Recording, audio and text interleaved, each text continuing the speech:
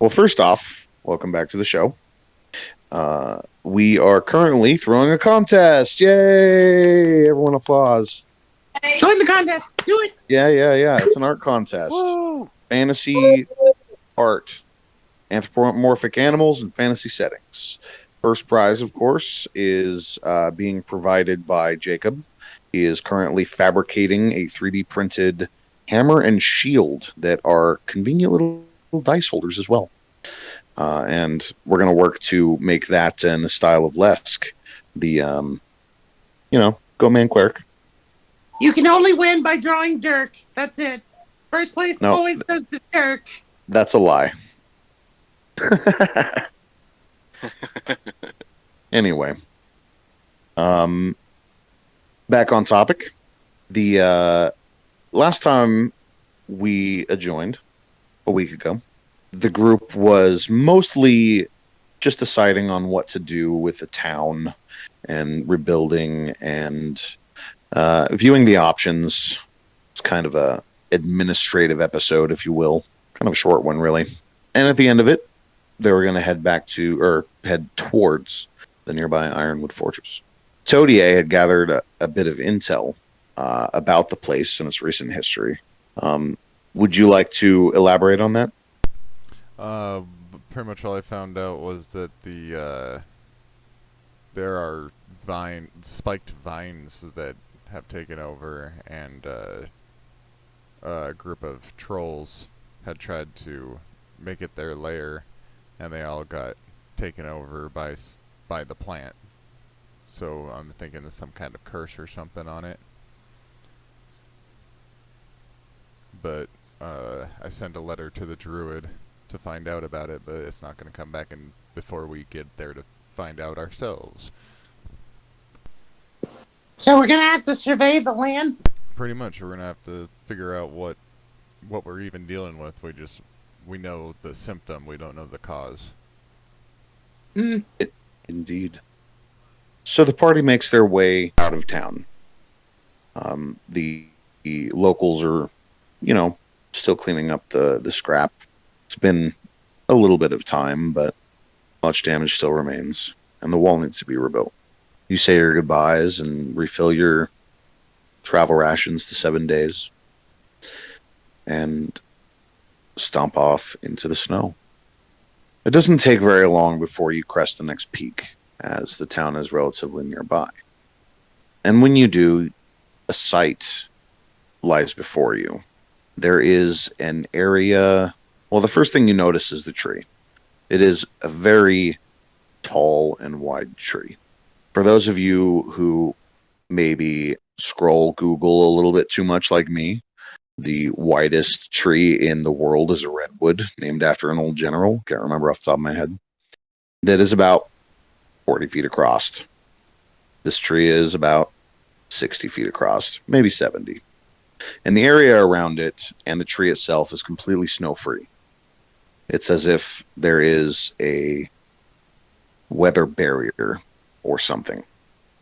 Lush green trees surround it, normal-sized, and there is, of course, a great viney barrier that resembles a wall going around the perimeter of the area. It'll take you several hours to get there still, as you have to take down winding cliff roads. However, it doesn't appear as though there's any opposition. Do you proceed? Do you have plans to prepare in any way?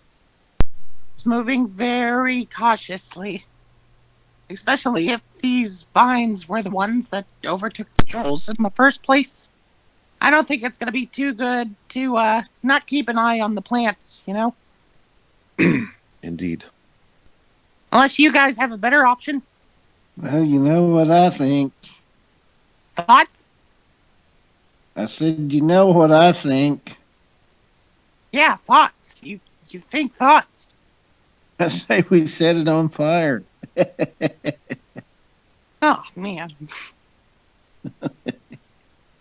I think we should press forward. We're not going to do much, just trying to avoid it. Indeed. Cautiously. Cautiously. Traveling slowly down the mountain, picking your way and observing your surroundings. You don't see much in the way of wildlife besides the occasional overgrown bird and a distant wyvern. How big of an area around the tree is green? About how big does the barrier look? If the tree is 60 feet around, how big is the barrier around it? Allow me to take a peek at the actual dimensions of what we are creating here. All right, so the barrier is roughly 500 feet across on every dimension, forming something that resembles a square. Where's a druid when you need one? You know, I always ask myself when we play these games. Do you guys want to The go to same the question. middle of it and see what's there? There might be something in the middle of it that we could take into the fortress and keep our fortress warm. This is the fortress that we're talking about. Oh,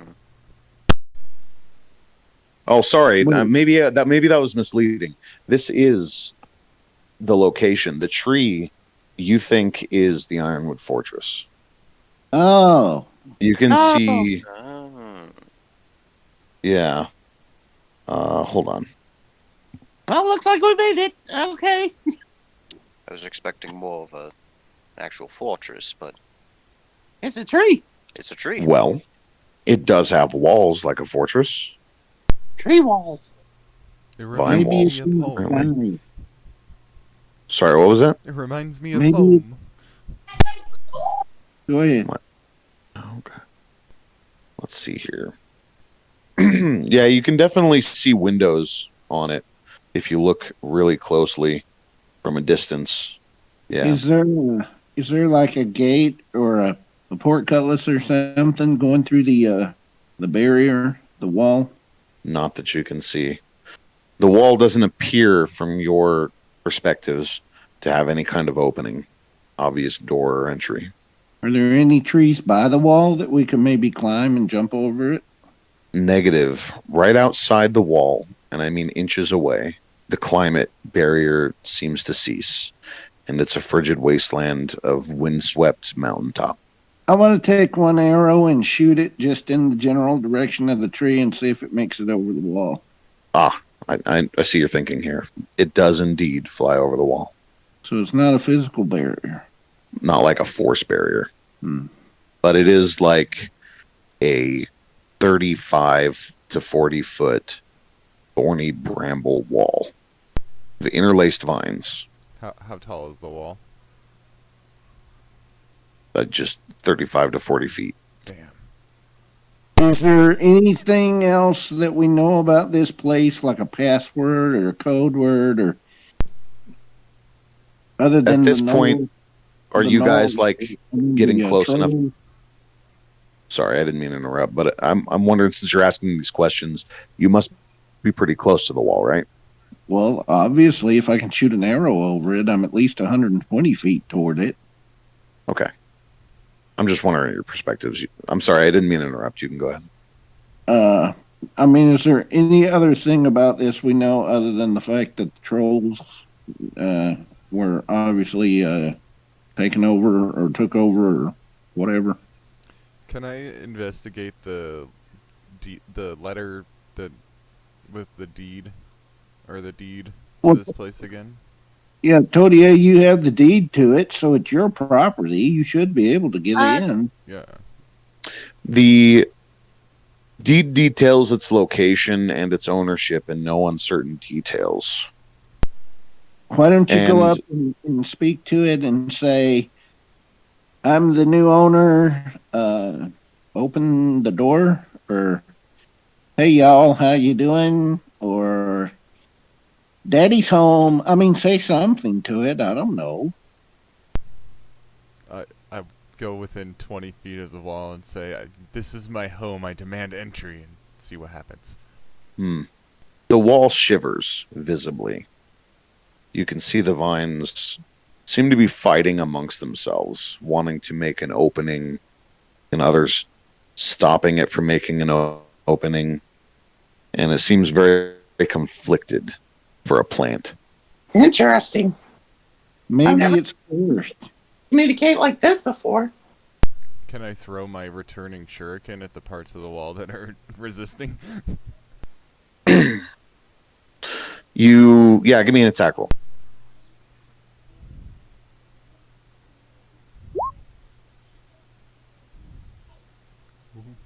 23. Yeah, your shuriken sinks into it and severs a piece of it completely, and then it returns to your hand magically.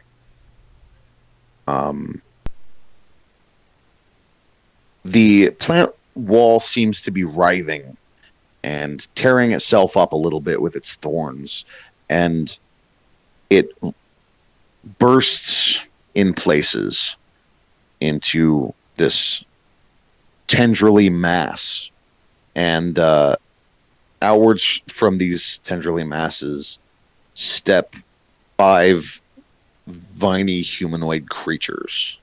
Give me initiative. Who wants to roll for that?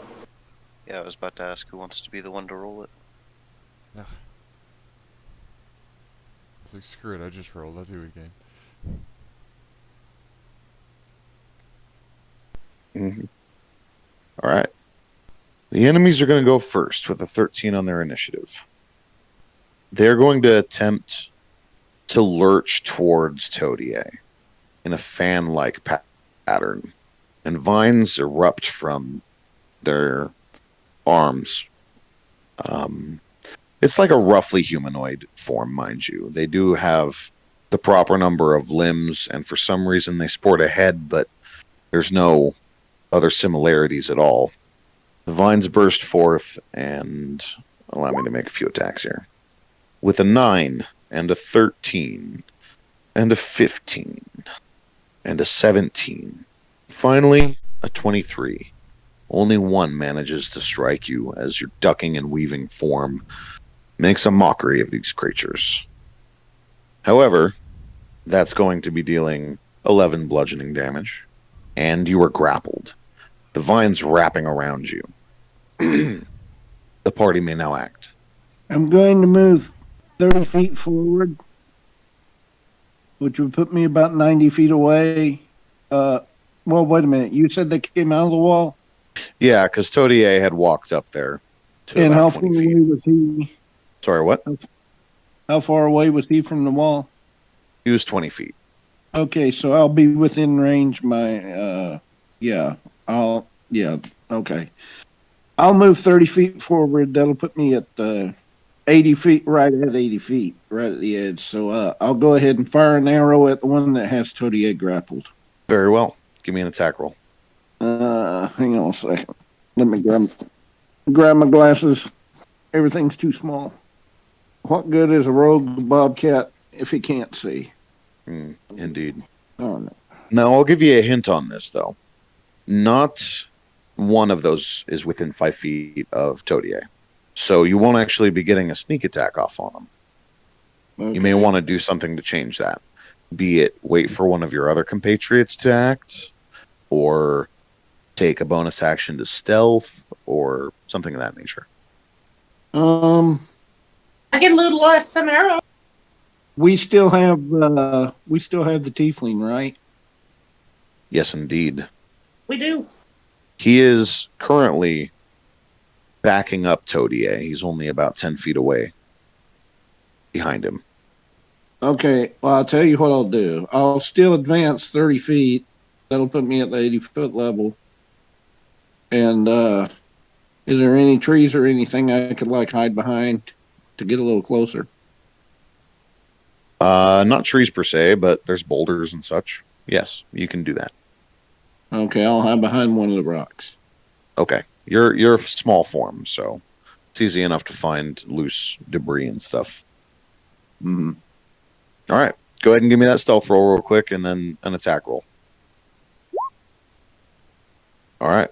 So with a stealth of 13, you feel like you are fairly hidden, and give me that attack with advantage. 19 and 7 piercing. Go ahead and roll your sneak attack damage too. Oh, my bad. No worries. And it's not doing it. What is it, like 2d6, 3d6? 46. 46? Just go ahead and do it on the dice roller. Okay.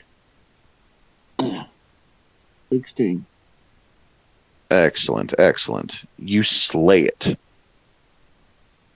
The arrow pierces through it and seems to hit something, some essence of it that turns it into just a pile of vines, and it collapses, freeing Todier from its grasp. One down, 4 to go. Who's next? I will run up and I will summon my spiritual weapon. Very well. And I will also smack one of the vines. For 8 force damage. And 9 bludgeoning damage. Not quite dropping the creature. The tiefling is going to let out a roar and charge the other side. He's going to make his attacks. Sorry. He is going to swing a great axe, thunking and likely cutting quite through, all the way through, but we'll see. That's going to be 2d12 plus 4 slashing damage. Yeah. He completely cuts his down. He does not have a second attack, though. Alright, I'm going to flare you of blows with scythe arms. Very well. Slashing into the vine blights. Miss. Hit. Hit. Alright, so one of your slashes glances off of him, but the second two carve him up and he collapses into a pile of vines, allowing you to turn your fourth attack on the third enemy, dealing 11 points of damage. That would leave Dirk. All right. Dirk is going to move 30 feet back, and he's going to take a quick glance behind him just to make sure no one's around or trying to flank us.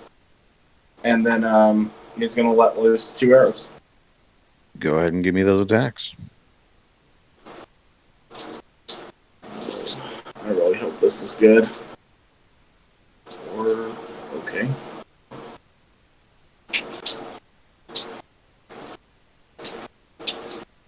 $21 and 22 to hit with 5.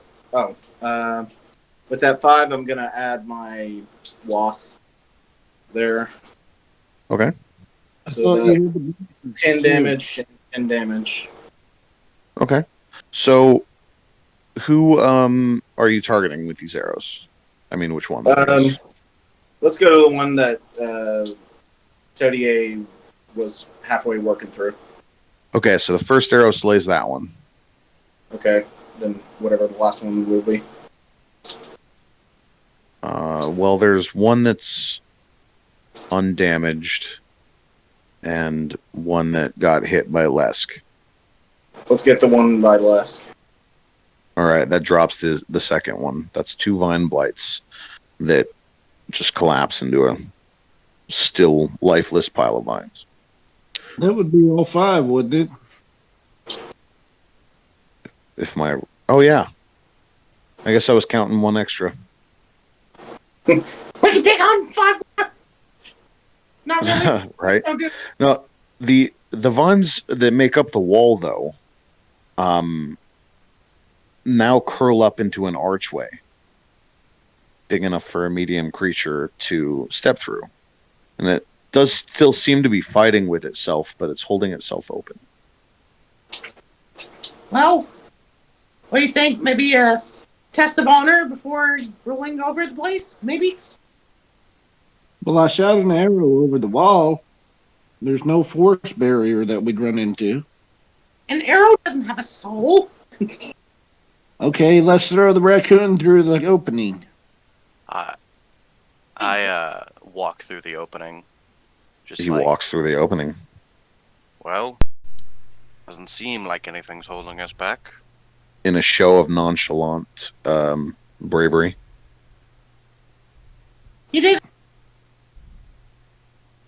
We should keep going. Figure out why these vines seem to be in such discourse. I'll follow him. Yeah, the portal shrinks just a little bit. Wait a minute. Does it shrink after he goes through or after I go through? Mostly after you guys were hesitating. So are me and Lance the inside now? I mean, it's still big enough for you guys to go through. I'm just saying, if you take too long, it may shut. Let's go. I'll run through, but I agree with Ascites. We should burn it. The wall? The friggin' thorns, yeah. Hey, I mean, it's your property. You can burn what you want. We'll deal with it later. If they keep refusing to let me in, hell yeah. Very well. Actually, if you want my theory on it, it's like it has another entity inside of it controlling all the good vines. So, I don't know, maybe something that can control plants? Looks like it. At least, I've never seen plants act like this before. It's a schizophrenic fortress. Do you think there's a druid inside that has already claimed this place as their own? Possibly. Maybe even the one that hunted you wanted you to find this place, so it's a trap. Could be. We'll find out. It's a big tree. Oh, cool. Okay, yeah, it's a huge tree. Oh, there we are. Okay. Allow me to take a second to make sure that everything is arranged. Because between everything I want to do for this map, it's kind of ambitious. I actually have 3 semi-identical maps. Each one houses a different layer. So the second floor is a second map. And so on and so forth. Just those little bushes at the bottom are what we just came through, right? Correct. Those are actually just normal trees. I didn't feel it necessary to depict the vine wall, as I really didn't have a good graphic for it anyway. So it's just like, it's right outside the map. Yeah, it would have been like there's a vine wall encasing this entire area. Yes, indeed. Okay. And the tree stands in the middle of it. Okay. Mm-hmm. And you can see that there is something of a pattern to the trees here. They seem to be growing in a grid. Can I run over to this tree and climb it? Just a second. I'm dealing with some. Okay, I'll go back over beside editing. Hey, Derek. Yeah? You're small. Very aware. You're the same size. It's great. Wait a minute, I'm 3.5 feet tall. How tall is he? No, I come up to 3'3". He's a little taller than me. Oh. That is kind of funny.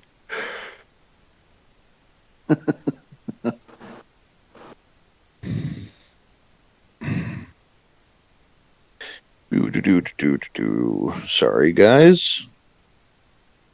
Shall we banter some roleplay? Not necessary. Ascites, what were you doing? I was gonna go over to one of the trees and climb it. Very well. Go ahead and go over that tree and climb it. You natural athlete, you. I just like to climb trees. Yeah, you get a slightly better view of the area that surrounds you. It doesn't really reveal much, though. Dirt immediately goes to find a taller tree than the one Ascites is in.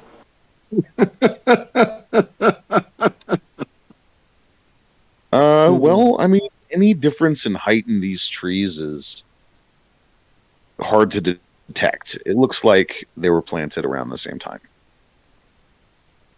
He manages or tries to get taller than the Scythes. Very well. There's the contest.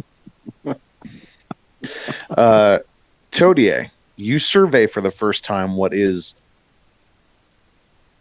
promised as your new realm, what the mysterious deck of many things has delivered to you. What are your thoughts? I don't trust it yet. Are there Indeed. still vines on the tree, or is the tree, like, free from them? Is there still what? Are there vines on the tree in the center as well, or was it just the wall around the Yes, outside? there are creeping black thorny vines that go up the sides of the tree about 20 feet or so. Everything looks good from up here. We just need to find the source of those vines. Currently, they also cover the ground surrounding it in a good, well, within the first ring of trees is mostly covered in vine, meaning the middle, tree. Don't we have this summoning area. mount? Yeah, you got a vine elk. Mm-hmm. I I don't got know an if it has any. idea. I don't know if it has any relation to the Ironwood Fortress, but Well, See, I mean, it could always resonate with the good vines. And if the good vines don't attack it, then we'll know which one's the bad vines. well, I've got an idea. Okay. Me and Derek get close enough up in the trees while Lesk and Todier stay on the ground. And if we could try to burn the black vines, anything that comes after you all will snipe them from the trees. before you do that, I'd like to try you detect evil and good close to some of the black vines, just to see if I get a response from it. Yeah, sure. Go ahead and place your character. So the black vines would be like on the The- outer edge of the map, or closer to the tree. Closer towards the tree on the inner side of its I see. tree pattern. There's like a circle of trees around it, and that's all black viney. I see. 30 feet, so I can stand about right here, and I should be able to Yeah. use the spell. Is the tree I'm in right there? Would that be in the vines, or is that outside the area? Are they right around the path around the tree? Yeah. Okay, I'll stay in that one. Derek, what are you doing way back there? Get up in the tree. I went with Lesk. All right. So I can't. you detect Fae. Dirtle, not Dirtle. Dirk is stuck. Oh, Dirk is stuck. He Yeah, I can't can- move. Oh, can you not control your token? Well, I Represents just character name Dirk. Name Dirk. Controlled by. Should be Dirk. I mean, it's under me. I can't move it. Have you tried clicking on it? Yes. Oh, that's a stupid question. Hold on a second. Okay. Are you using Safari? Yes. Switch to Chrome. You can do Chrome on a tablet. Can we? Yes. Give it a momentum. I mean, I'm on a MacBook Pro and I've got Chrome on it. So, back to what I was saying, though, you distinctly sense a Fae presence. What do your goat man eyes see? Ah, this seems to be Fae in nature. Hey, Mm-hmm. In my experiences when dealing with the Fae, it could mean anything, really. How do we get on their good side? Is there a way to get them to talk to us? Well, there may be somebody controlling these vines, or it might have been set up by a creature of the Fae. For all we know, this place could have been long abandoned, and the effects of whoever lived here before are still protecting it. Can I call forth my astral veil and use the ability that I can make anything within 600 feet of me hear me? Oh, wrong button. But so anything within 600 feet can hear me. So You're gonna make an announcement? I'm just gonna kind of announce that we're here. I'm not gonna yell because everything can hear me. I'm just gonna say, hello, we are here. Is there anybody or anything here with us?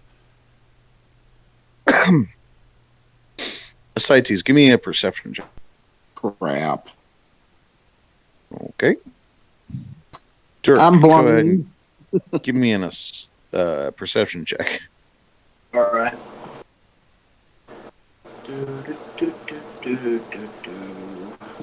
Because I am really good.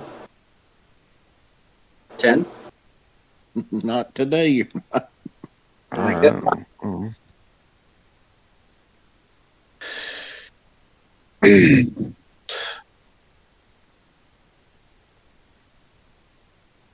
There is a feminine voice, which I am not very good at making, that comes from the direction of the tree.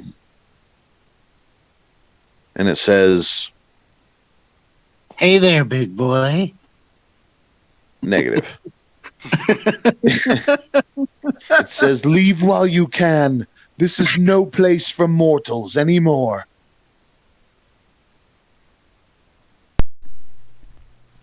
Who are you, and what right do you have to this land?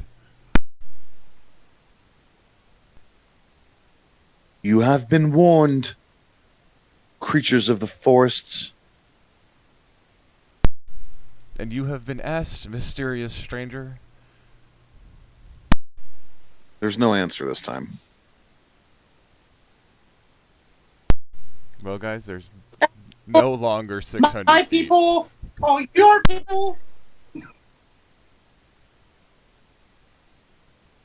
Well, there's definitely something here. What do you guys know of the Fae? Not much, but How- I do know that That's the a Fae big- are whimsical creatures. Sometimes they act purely on instinct or their mood. They're kind of like restless children left unattended. You could put it that way, yes. Indeed. I believe most of them originate from a place called the Feywild. Well, A very unnatural place. we We tried always the tried talking approach. Oh, I'm sorry. Go ahead. Well, we tried the talking approach. They're usually more of a nuisance than anything, but they're not necessarily bad or necessarily good, but they're not very helpful. At least not to the cat folk. Alright. This time I'm gonna cast Find Traps. And that is a 120-foot range. Go ahead and post it in chat. And give me a second. I'm actually looking for a good token for Bullgrat, Mhm. which all I need is basically just Tiefling token. Do you have the DM token pack?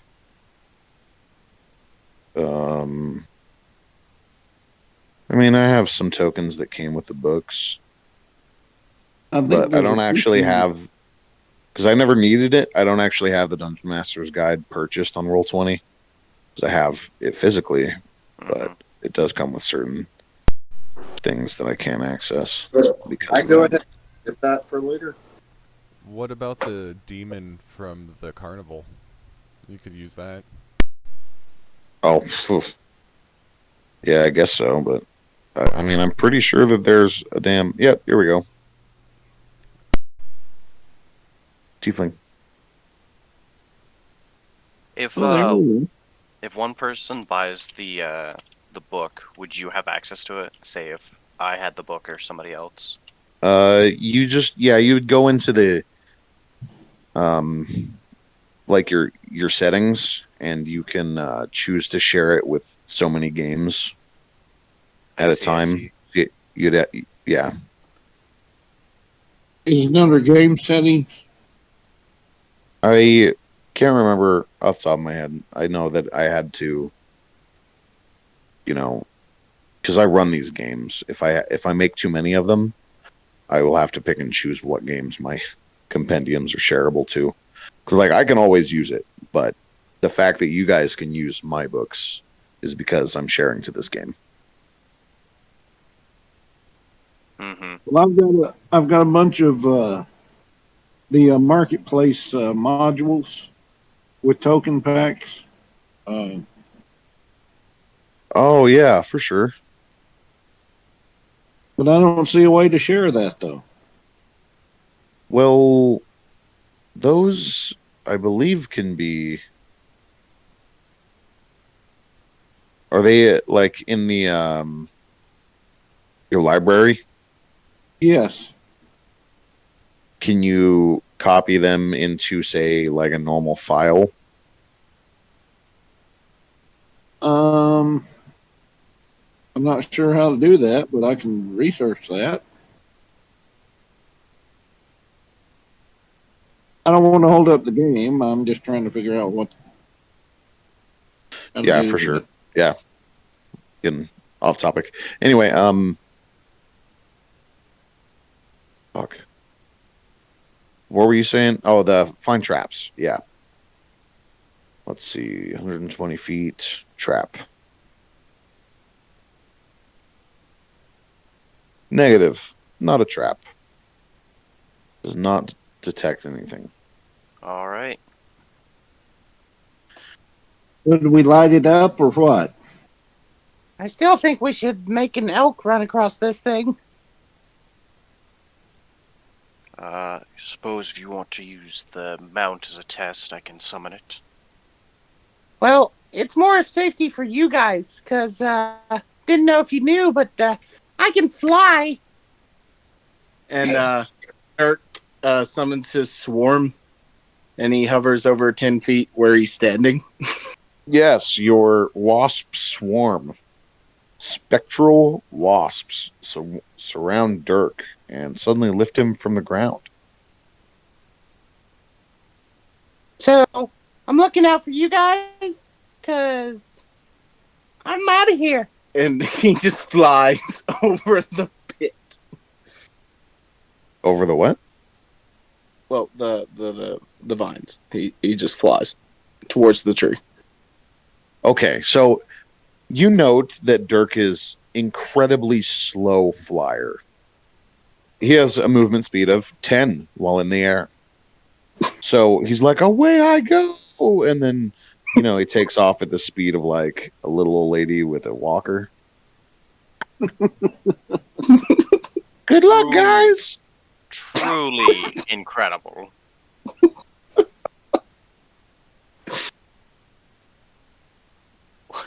Awesome. So, give me a perception check, Dirk.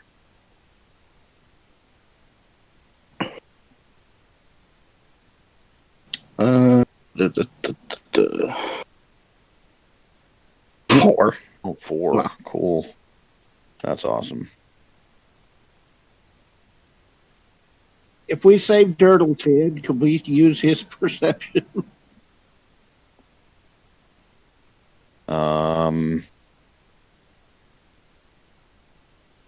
Sorry, what'd you say? I said, if we save Turtle's head, could we use his perception? Yeah, you wish. I mean, I No, couldn't have gone that fast too far. It's only 10 feet. Well, I figured they would watch you float a little ways until you're over the vines, right? A little bit over the vines, I guess. Right. So you're in the circle, and then, like, out of nowhere, a fucking arrow just flies at you.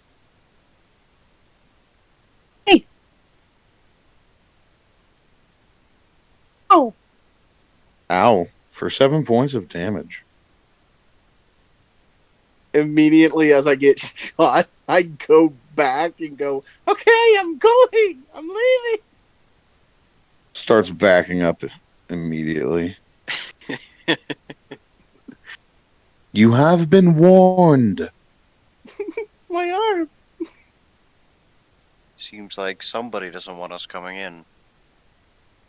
Does the tree itself look like it could withstand a little bit of heat? Well, I mean, it's of a different kind of wood than you're familiar with. the outer bark looks pretty thick. You know, I've had this thing for a while. I think now might be the best time to use it. I have a demolition hammer, and I'm wondering, do you think that might be enough to blow open a hole in the vines so that we can run in? Well, we got to get in there somehow. Hmm. I don't want to burn the Well, tree down, but if the bark's big enough, we shouldn't have a problem. It should burn the vines without burning the tree. Because I'm looking at you this big opening in between trees. I'm wondering if we can throw a hammer and run along the path up into the tree. Or if we want to take more of a direct approach, we can throw a hammer here, blow up any vines, and run straight into the tree.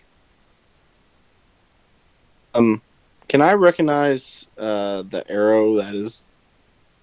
I mean, I don't know where the arrow is at the current moment, but did that arrow seem like man-made or very I elegant? mean, you pull it out of your shoulder, and it appears to be a piece of hardened vine. Hmm. All right. It's got leaves for fletching. Leaves. Hmm. Okay, I've got an idea. Let me get in position on the tree. Dirk, you get in another tree. Les throws the hammer. And whatever the hammer does not destroy, we'll take down whatever comes up and tries to stop you, and we'll run in behind you. I still think we should use the steed. The who? The mounts. You know, the summon steed. Do you Oh. just want to watch it die? It's the best thing we have as a actual life shadow decoy. Yeah. Well, why not I send it suppose out one of there us and then, if nothing happens, throw the hammer? Or we could try it first. I guess I summoned the steed, the elk. Okay. You and do that. I command it to walk over to the vines. Okay. Just let me drop a quick token here. Poof. A vine elk appears in front of you.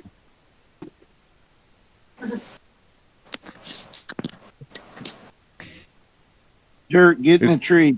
It goes clip clop, clip clop, clip clop, clip clop. Tree. What? Oh, I was saying I get in a tree then. Which tree? Opposite of Ascites. Specifically to the The where? one by the oak. Yeah. That one? Okay.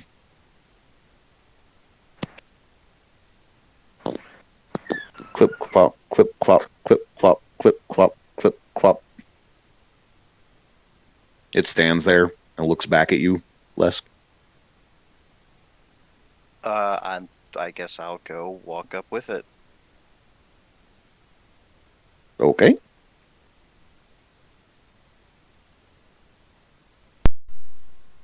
I'm gonna follow a little bit behind him. And so the vines are physically blocking us from walking into the Negative. They're covering the ground. just covering the ground. They are physically blocking you from going through the doorway.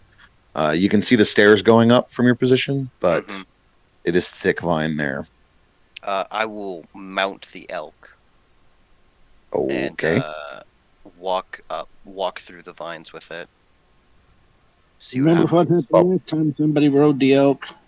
Clip, clop, clip, clop, clip, clop. I'm gonna follow in their footsteps. Yeah, it's about there where a voice seems to be emanating from the vines that says, "You have been warned." And the tree next to Ascites, not the one that you're in, but the one directly next to you, North comes to or life. North. Okay. Let me do a thing real quick. A few things happen at once. So this tree right here comes to life, and damn it, would you go to the right layer? Boom. This bone creature lurches up next to where Todier and the elk and Lesk and everybody is standing, and stands and gives out a roar. Hold on, let me put that on the right layer too. And a few more of the vine creatures make their way out of obscurity.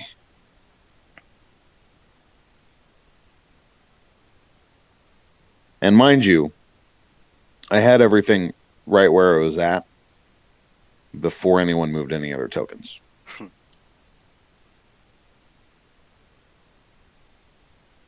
Go ahead and give me initiative. I'll do it this time. That's 20. a nat 20. Look at you guys on top of it. Yay! Now, expecting an ambush, you go first. I am gonna chuck a demolition hammer at that tree that came to life. Very well. Would you post the demolition hammer's description for me? That was a lot of dice. Yeah, it's great. So,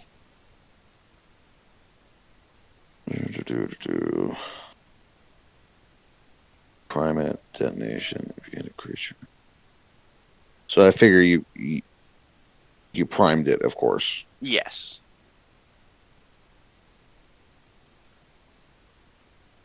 Let's make a DC 14 dex saving. 2d8. All right. Boom! The hammer explodes against the tree, dealing a good amount of damage. However, it's a tree. God damn it. I need the stats for this thing pulled back up.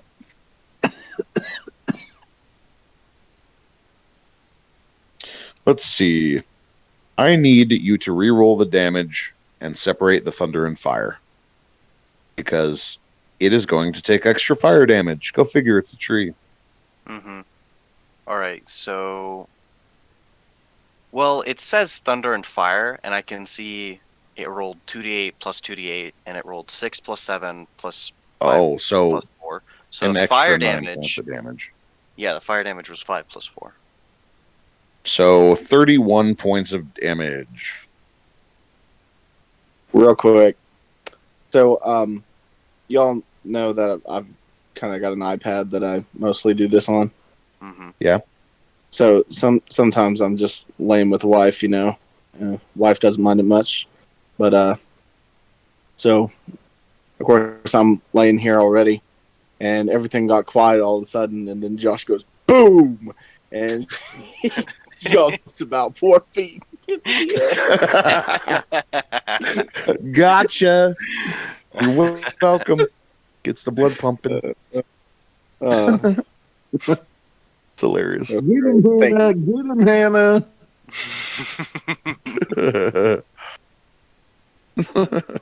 That's pretty funny. So it's about time for us to take a break. And then the rest of you can go. Yeah, some of us can recover our heart rates while we're at it. Yeah, for sure. Hmm. All right. Yeah, we'll pick it up. The rest of you can act besides Lesk, and then you can see what you're up against. Anyway, would the rest of the party like to act? Okay. I'm going to attack the little viney thing that's right next to me to my left Yeah. with my short sword. Okay.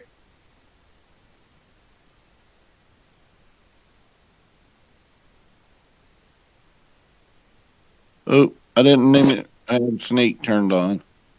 That's okay. It's a miss. And then Oh, good. can I, for my action, jump to the tree to my left? Your movement?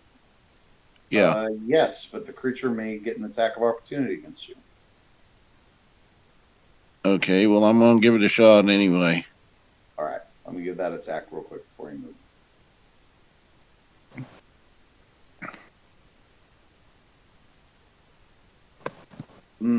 Yes. It falls out of the tree as you jump over it.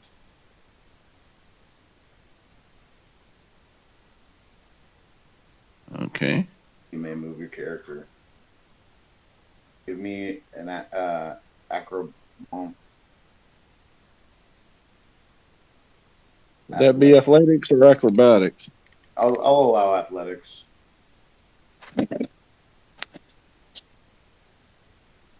I mean, I can go either way. I don't care. Well, then go either way. Well, I'm better at acrobatics. Oh, that's fair. I'll take acrobatics. 21. 21. Make your leap and scrabble onto another branch on the opposite tree.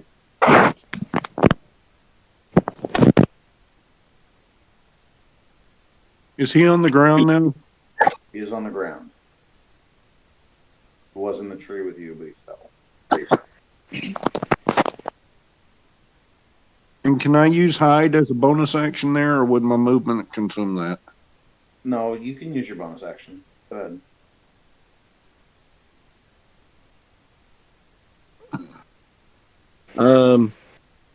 I guess Dirk's gonna go ahead and fire 2 arrows at the one that was next to Ascites. If I'm looking at that right. Vine creature or the tree? Vine creature. Okay.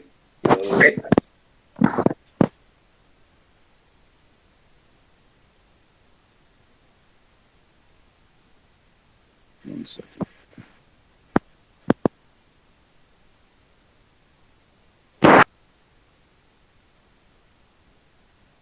Uh, 24. No, wait. Okay, 23. And 8 damage. I'm gonna fire that with my wasp. Okay.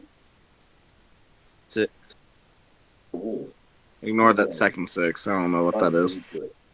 Swivels your 14 damage on 1 arrow. Yep. It's still alive. Then for arrow number 2.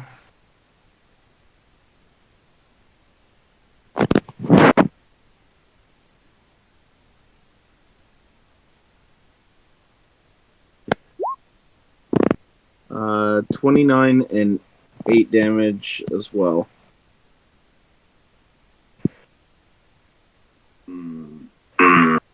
It is still barely alive. Right. And how high up in the tree am I currently? I'd say at the top, probably like 30 feet tall. Okay. I'll climb down my climb speed, which is 25 feet. But I'm gonna climb down on the back way, away from the direction of where the enemies are looking, so I can kind of conceal myself, sort of. Okay. Backside of the tree. Gotcha.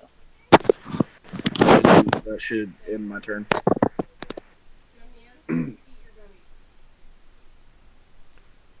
So, yeah, we got Toady.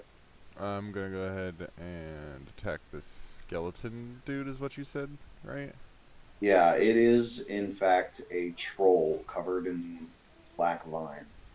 Seem to be animating it. Yeah, I'm gonna go ahead and do all my attacks on that. Yeah, troll bones and vine. I'm assuming slashing damage is gonna be doing better here, so they're about equal anyway. So. All right.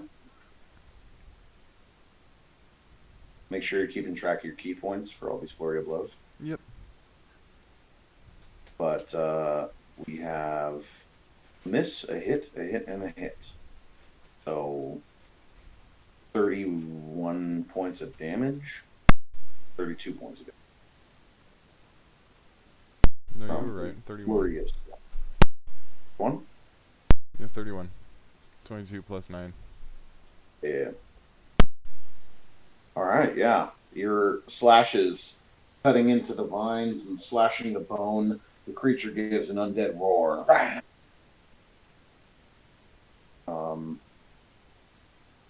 Bullgrat going to run up the side here and make an attack with his great axe. With a roar of his own. That's going to hit with a dirty 20.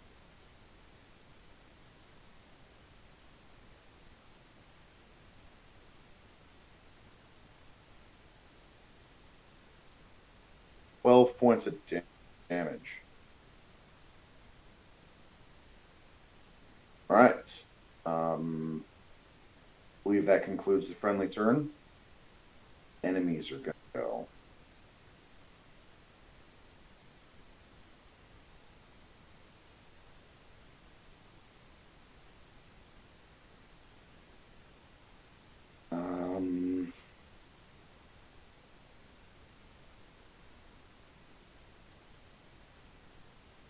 See here.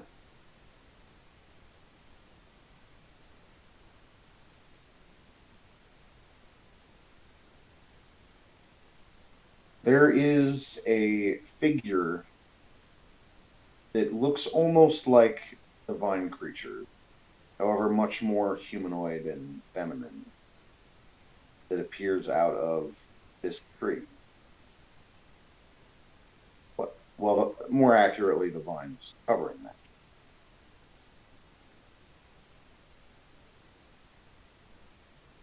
With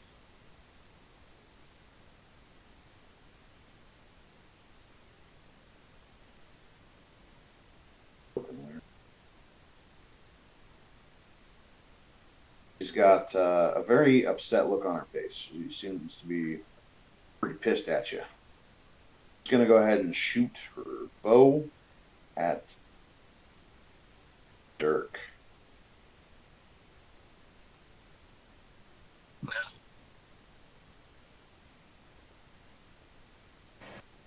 I guess I'm not concealed enough. Oh, shit. No, you didn't give me a... At the angle, if you're 20 feet down the tree, I don't know how she'd be able to see you. Because there's another tree in front of that one. No, you're right. I still had him flying in my mind. Yeah, I'm no longer doing that. That's fair. I got shot in the arm. I'm not doing it again. Okay. Dirk's learned his lesson. Very well. Then the target shall be Lesk, the one on the back of the deer. The arrow, with a natural 20. Oh, Going jeez. to be dealing... Well, hold on. Let me follow that up. 18 points of piercing damage. As you're looking at the troll, it hits you in the back. These thorn arrows.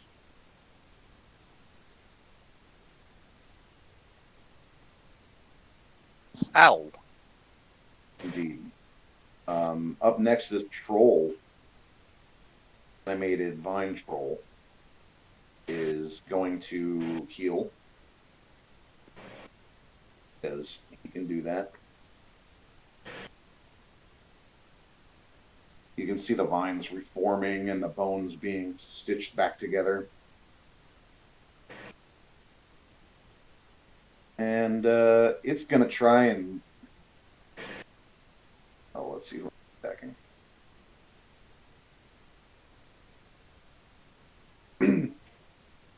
Let's see. Ignoring Bullgrap for the moment, he's going to reach down and try and bite at Todier.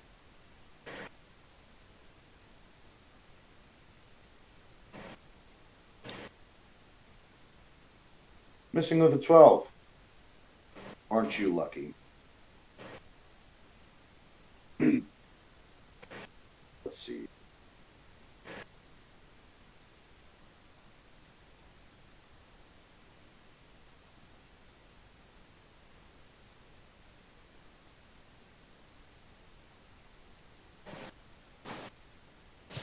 This tree that is animated is uprooting itself and marches over towards where the fight is going on. And it is going to reach down and slam at Lesk and his mount.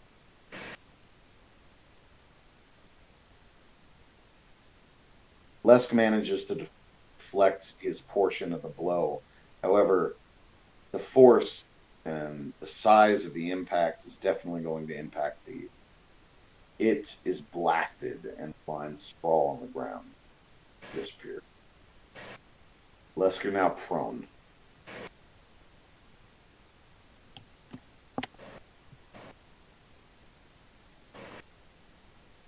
All right. Let's see.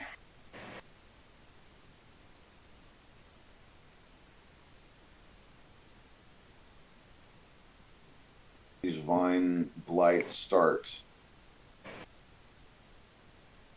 working their way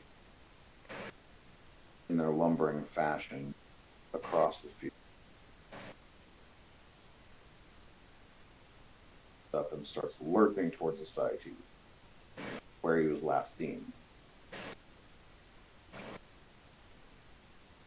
He's now underneath you.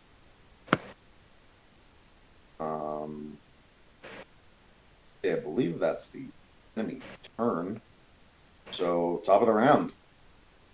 I am going to use one of my few 4th level spells, Ice Storm. Okay.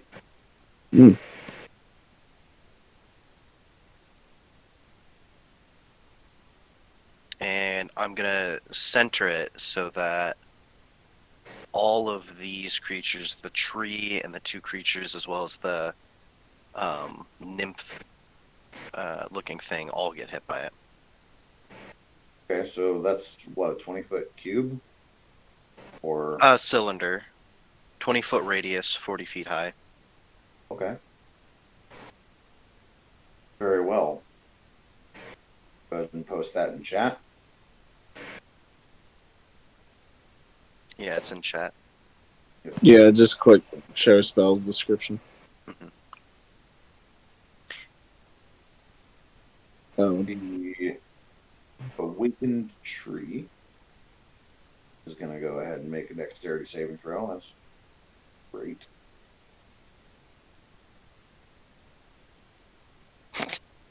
Somehow Wow. the massive tree avoids it. Blocks most of the eyes, yeah. Shields itself, perhaps.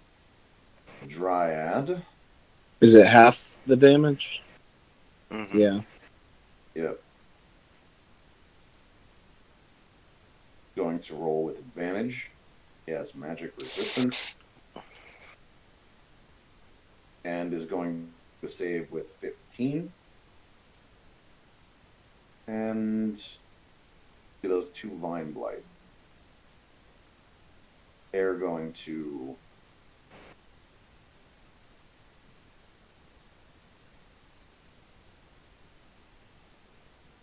oh, that's a natural for 3. Well, 4. I'm modified to 3. And the second one's just Nice. so. Go ahead and give me that damage. I already rolled it. It was 10 bludgeoning and 15 cold.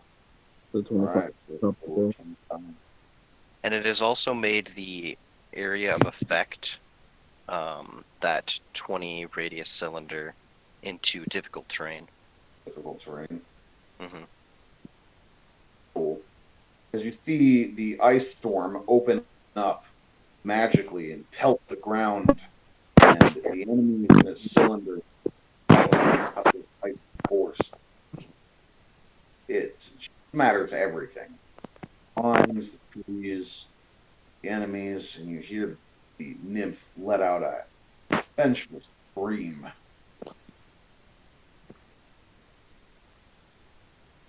That's better.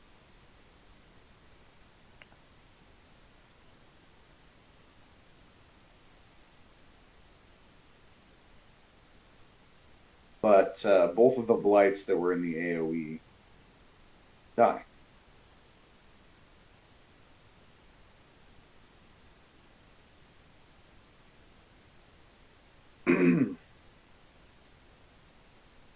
Next.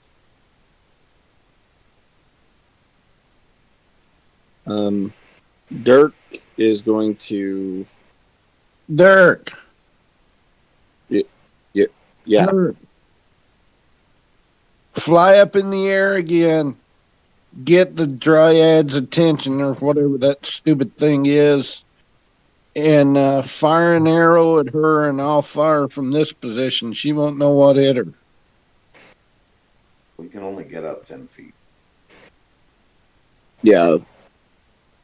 It's not really going to be that much of an effect. Can you climb? Can you climb faster than you can fly? Yes.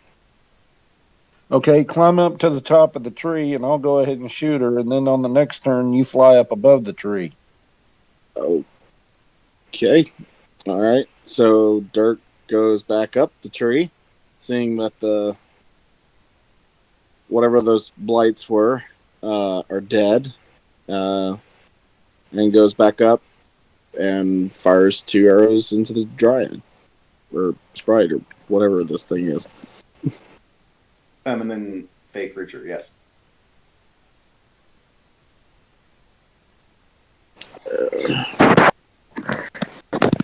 The first one is going to be a pushing.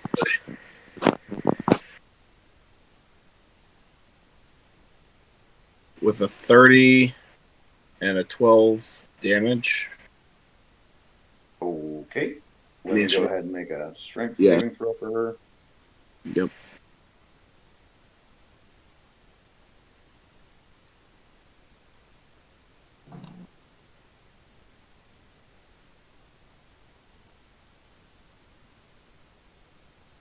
That's going to be a 16.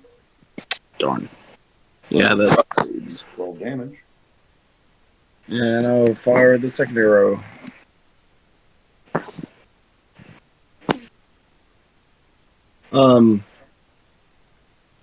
I guess I'll just ask you on that.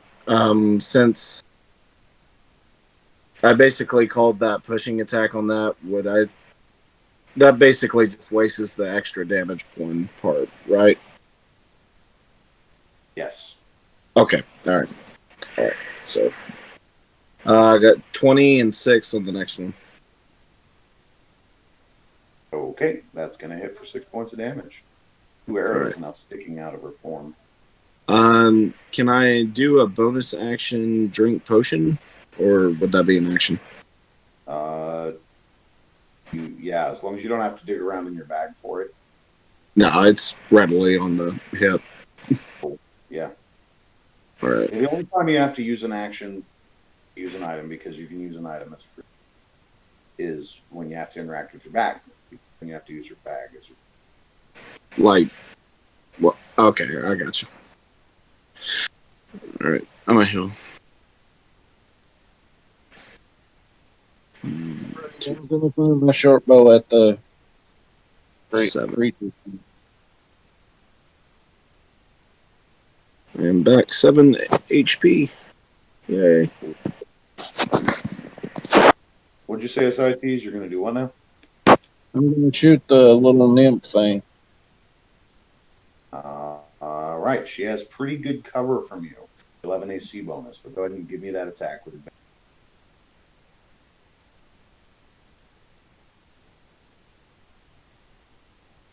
That'll be a 22.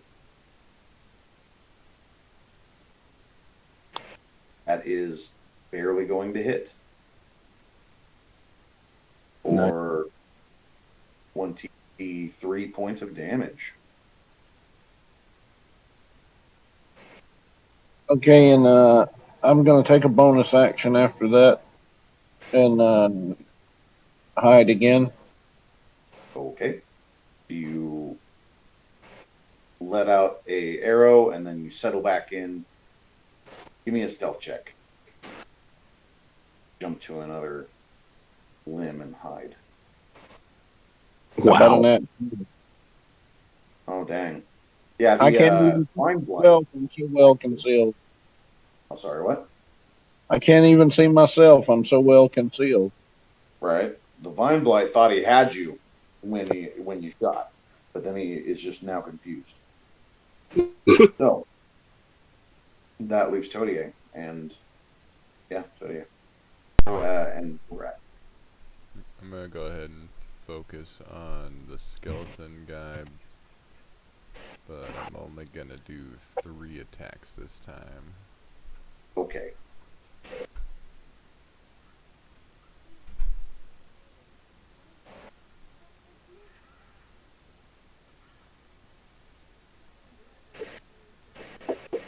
That's going to be 3 hits. So 20. 20 points of damage.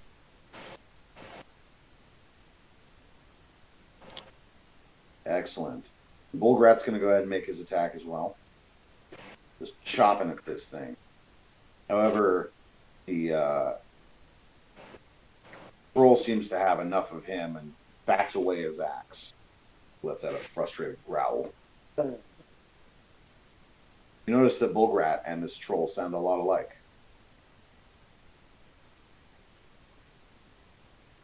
Anyway, enemy turn.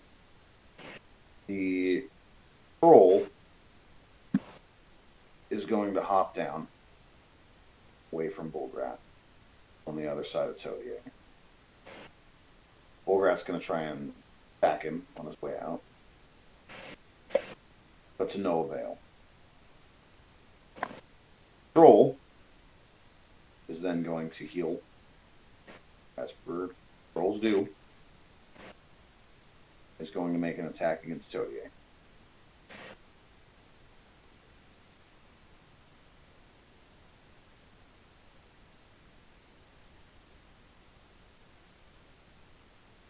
"21 to hit this time. 28 piercing.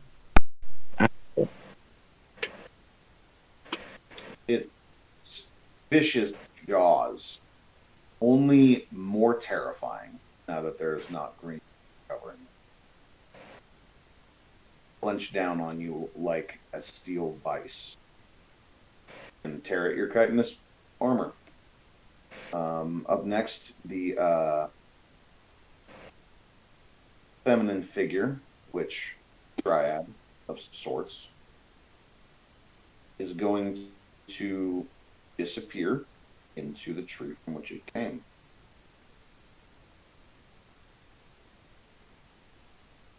And emerge.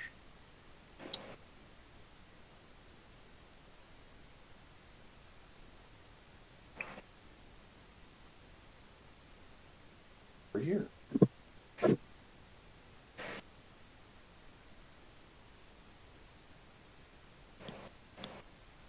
Here. you gotta love spellcasters, but as a GM, it takes a second to decide kind of stuff.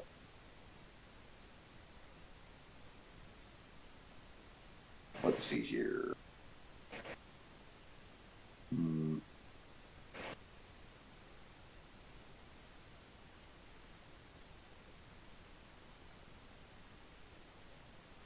Okay.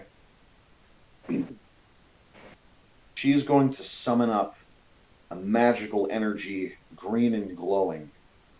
Seems to emanate from her very being. And raises both of her arms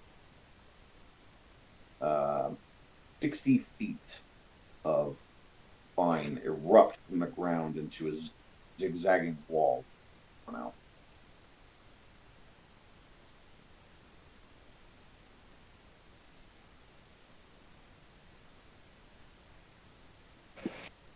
that too long. Someone measure for me. Gage, you're good at that. Hmm? That line that I just drew.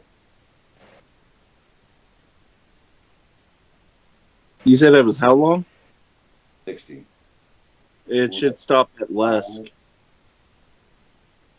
Negative. I'm showing 65 feet according to Tage's ruling. Oh, I thought that was If you going wanna, into where. if you wanna go the exact route that you drew, like I think if you.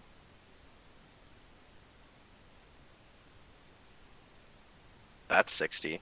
If you want to Okay. cut the corner. Yeah.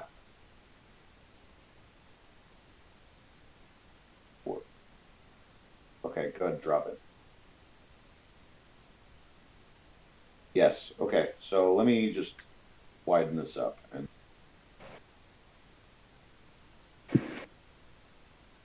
large.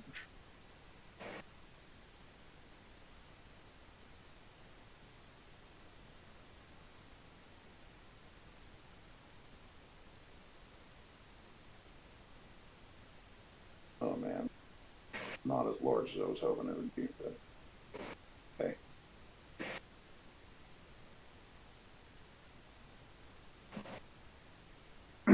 Yes, a viney growth. Please give me dexterity saving throws for those of you who are in the wall, including Bullrat, which I'll make. Ooh, that's not. That's pretty good for you. It was a very nice roll. That was good.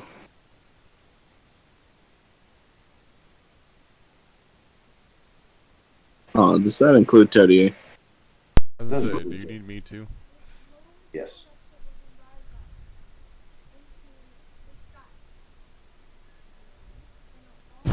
Hmm. It was deliberately designed to screw you, and you screwed it up even more. Okay. So this is going to hurt. Let's see. So.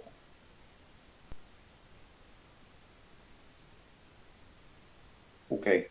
So, Kodiak, you take 24 piercing damage. I wish you could see my screen right now. Why? I have 25 health. Nice. Yeah, this about screws you. Left, Potions. you take 12. Bullgrat's going to take 24.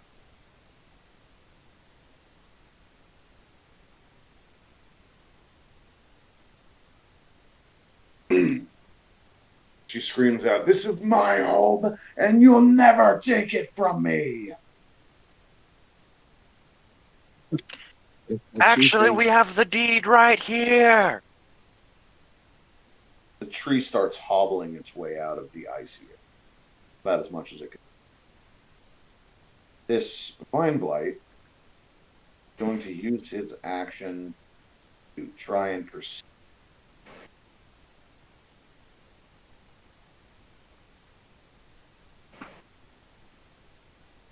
That's not going to happen. You rolled a net 20.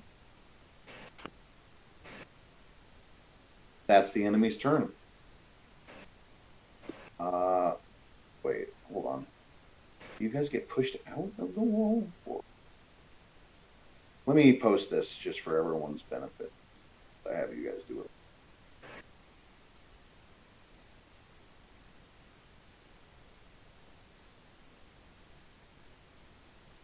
You create a wall of tough, pliable, tangled bush bristling with needle-sharp thorns.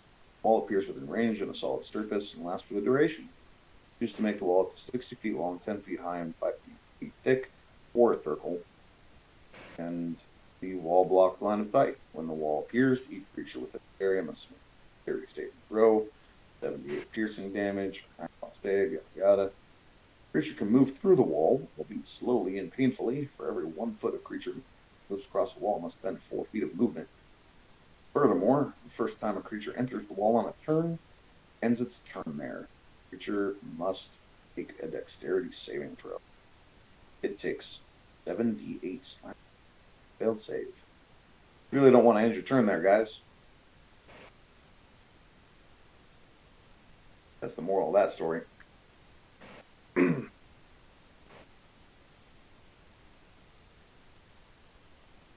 So, who wants to go first? Dirk. Dirk is going to use his bonus action to cast Minor Illusion. Okay. And he's going to form a sound that's going to go right next to the Dryad.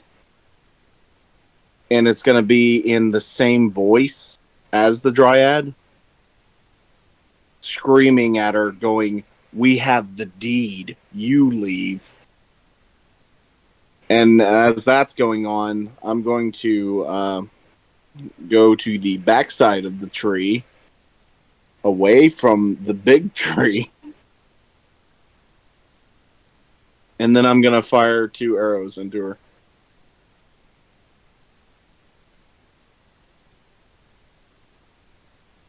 How high are you? 30 feet high. Okay, go ahead and give me that shot. These are going to be with my fire arrows. Okay. And the first one's also going to add my wasp damage to it, too.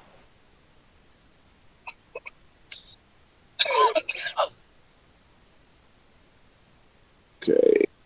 Hold on. Ethan must have got bored with us. He left. I think he parked.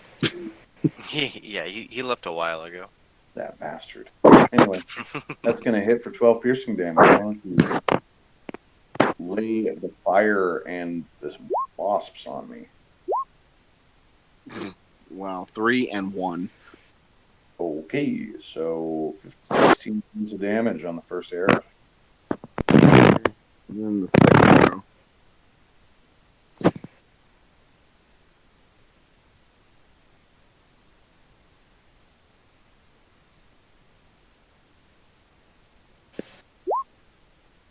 $18. Is that gonna hit? That's going to hit her. Nice. But And then, I make the 5 piercing damage. hold on. Oh, wait. Sorry. Negate that. Totally forgot I just used the wall thing. Oh, But was it wait. a fire arrow? No, that was a fire arrow. You're right. That's 10 damage. Okay. All right. First off, take off the fire arrows from your inventory. Make sure you're keeping track of that. Secondly, how do you want to do this? Yay!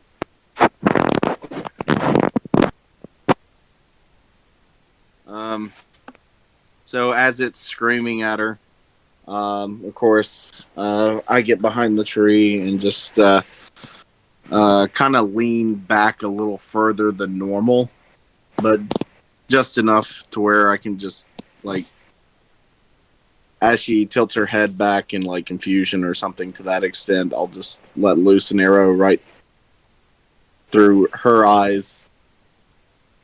And as soon as it goes through and I notice she's dead, I'll make a comment going, Ah, I did an ascites. I didn't want to do that. What? Well, as she dies and falls to the ground slowly, the magical vine wall collapses. For one, everyone inside it no longer being stabbed.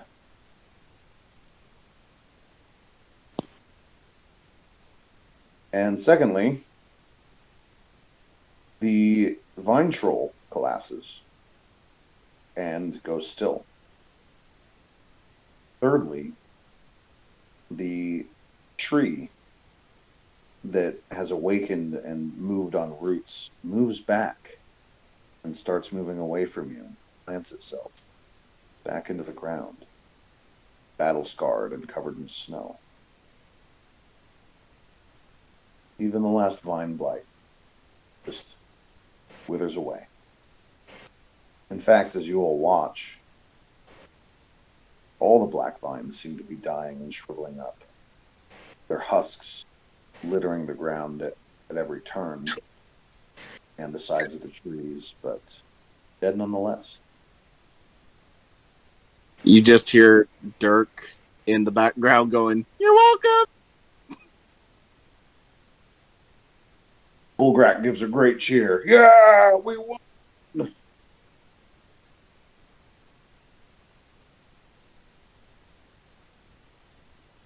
We need to make sure there's nothing inside. Well, let's heal up first before we decide to go any further. Yeah. I think he needs a rest. Yeah. Can we check out the Dryad's corpse? I want to see the tree too, the one that she I'm came going out of to- initially. I want to cast Cure Wounds on Todier. Okay. Thank you. I didn't take any damage. Imagine So- that. So was it just the black vines that had shriveled up, or are there still vines, like all of them are gone now? It's Because you said before that the vines seem to be in conflict with each other. yeah. I mean, there are green vines that seem to be more native to the tree biome. The black vines, thorns and hostile, and now it seems like everything's more green and natural, except for the like browning husks of the black vines, Mm-hmm. which Dirk, to avoid calling them black vines anymore, they were dusk thorns. Dirk tries to approach Todier real quick. You Hey. fail. Give me a roll for approach. Okay. I'm kidding. Well, I'm dead. No. Nat 1, a sinkhole opens below you. Oh, no.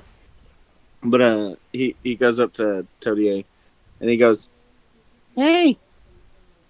You think it'll listen to you now?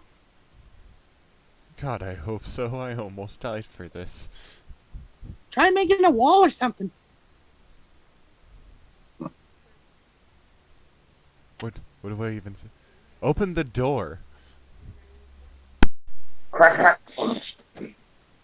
The vines opening the front door snap and crackle down the stairs as the door flies open. Oh, great Ursaring God that lives in the Ursaring nation.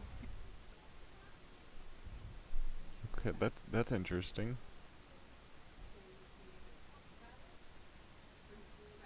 I want to investigate the corpse.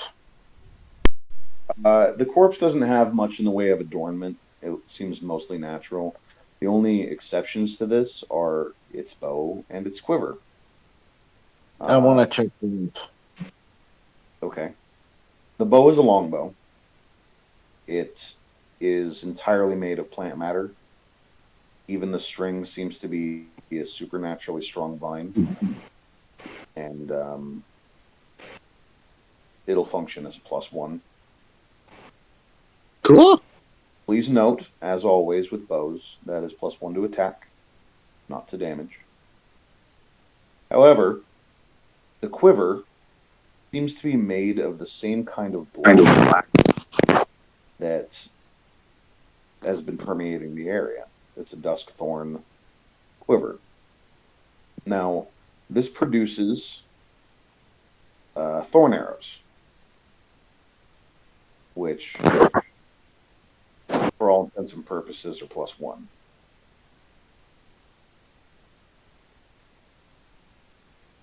Well, I can't really use the longbow. Um, but I'll take it anyway. We could sell it, or somebody else who could use a ranged weapon can have it, but I want the quiver. You could use some arrows. Now, you say it produces thorn arrows. Does it like take a regular arrow and turn it into a thorn arrow, or what? Well, I say that without, worrying too much about the meta, because you know that she fired arrows during the fight, but it still is full. Okay. Okay, So, Dirk, you can have the bow, and I'll take the arrow. I mean the quiver, because I don't have any magical stuff, and I can't use a longbow. I mean, I could, but I'm not proficient. So for clarification, she didn't shoot any of the arrows. So this is a self-loading bow. No, she shot one at you. She shot arrows, however, the quiver remained full, so it produces arrows as you use it. There might be a limit to how many arrows it can produce, Okay. but Oh, okay. Oh, it yeah. replenished its empty supply. So, when you're just so we're not like worrying too much about the specifics of this later while we're in combat and shit. When you remove an arrow from the quiver, if you don't fire it within 1 minute, it loses its enchantment, which becomes a stick. okay. We could totally scam people with that. Here, this magical arrow. You Yeah. can even inspect it. Yes, you see, it's perfectly magical. Or the 1 minute after you remove it from the quiver, it has a distinct greenish magical aura and is indestructible until you fire it. Afterwards, it's just a fragile, stiff piece of vine. I'll gladly take it. I said you could have the bow, and I'll take the quiver. I don't have any magical item. Well, I can't. I can't use the bow. I know you did the killing shot, but I shot her too. Oh no. I don't mind to take the bow. I'll just take the bow. That way, in case my +1 gets enchanted or something like that, I'll still have a +1. By the way, Ascites, are you on your computer now? Yes. You should add the gold that we had distributed before Oh. to your character sheet. That's right. They did the split while you were gone. Mm-hmm. What Not while he was gone, but while he was on his phone or something. And he didn't have access to his all I character heard sheet. was I got a horse's leg. Nobody said anything about gold. I got a dead horse's leg. You have 2,500 gold, 6 silver pieces, and 4 copper that you need to add to your character sheet. Did Dirtle ever Okay. get back to us about the money that he had on his person? I don't think he did. That, Which I can ask him tomorrow.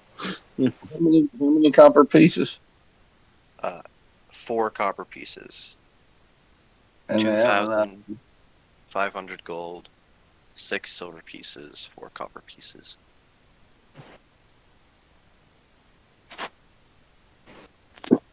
as a note, I am adding a global damage modifier to your character sheet.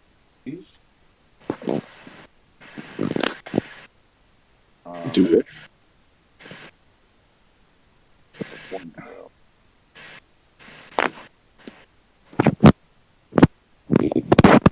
also have 5 potions of healing currently that I don't think anyone has claimed. So, Okay. if you want to use a couple of those Yeah, I was gonna say, right now. I want at least one of those.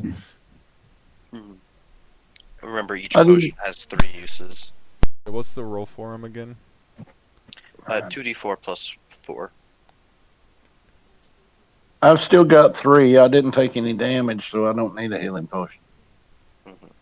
I think. Yeah, I've only got 2. Jesus. Unfortunate.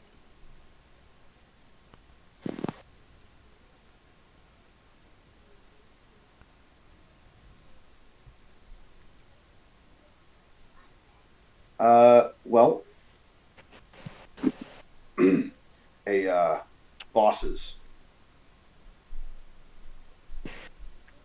I still want to check that tree stump that she came out of. It's mostly dead tree. But Bullgrat's like, bosses. Bosses, check us out. What'd you find? I hear something. Sounds like a girl calling. I listened intently. Is your number 8675309? From inside the tree. We hear, help. Help me. Could be a trap. Send the moose. It can't be summoned again for quite a while. I'm stealthy. I could sneak in. I think that we've taken care of most of what was inhabiting this fortress. Please, Stuff like the master, Dryad was set me responsible free. for.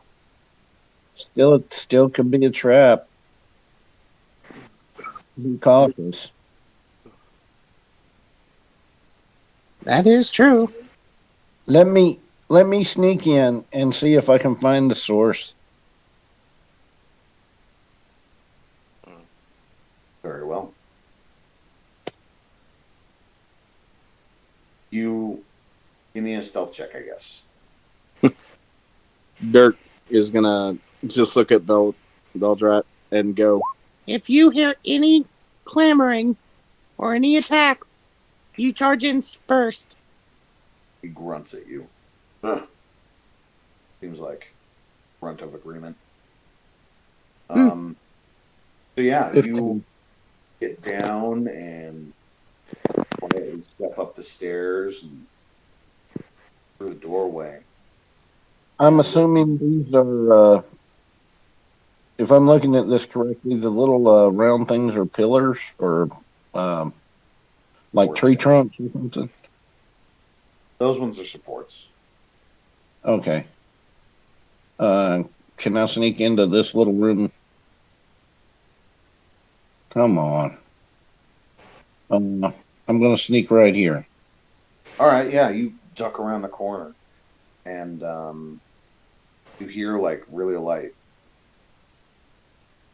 sobs coming from the tree center of the room, which is strange, of course, because you're inside a tree.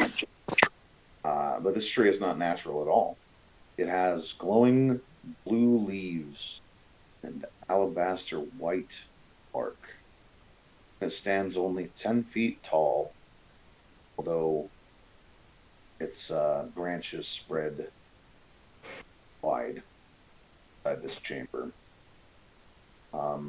But it seems to be encased in some sort of crystalline structure, like a cage, completely see-through. At the base of the tree, you see a feminine, flowing-haired female form, composed of the same material as the tree. She has a dryad, of a very different nature. Come on in, fellas. I think it's okay. Hearing the all clear from Ascites, do you enter? Mm-hmm. behind Beldrat,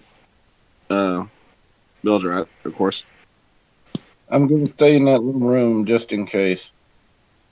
Partial covered. Cody, are you with us? Yeah, I'm gonna go in with him. Yeah, you're the owner. You should talk to her. She looks up at your approach openly and with a gasp of joy. She says, "It's you. You are the person from my dreams. You are Todier, the Mantis warrior. Love I'm at after her. first. Please, release me that I may serve you. Who are you? My name is Henna. I am Wow. the caretaker of the fortress. My sister locked me in here, jealous of my power and protective of the land. I've been in here for so long, I hardly notice the seasons passing anymore. Can't connect with anything other than my tree. Can't even feel the larger tree around me anymore.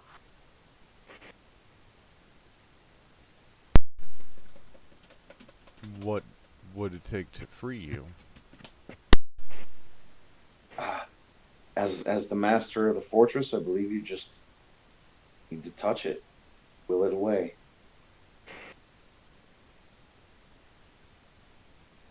I have a bow. Crap. I have an arrow ready just in case. Of course. Same. Please, I mean you no harm. I am not a danger to anyone. I'm the caretaker. I, Can I I'm the perception check connection. that? Insight. Yeah, I was gonna insight that as well. Insight, Yeah, she says, I'm the bridge between the master of the fortress and the land. Go ahead and give me those insight checks.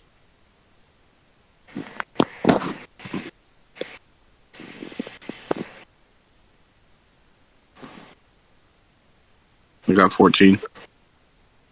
Cool. Yeah, you don't see any signs of deception. In fact, who knows about Fae here? Likely Dirtle, right? Would I know anything from the bamboo forest? Can we go back and get Dirtle's head and carry it with us and like summon his brain or something? No. But go ahead and give me a Arcana check. Do that Hold on, with guidance. I have a here that can basically tell me what. Hmm.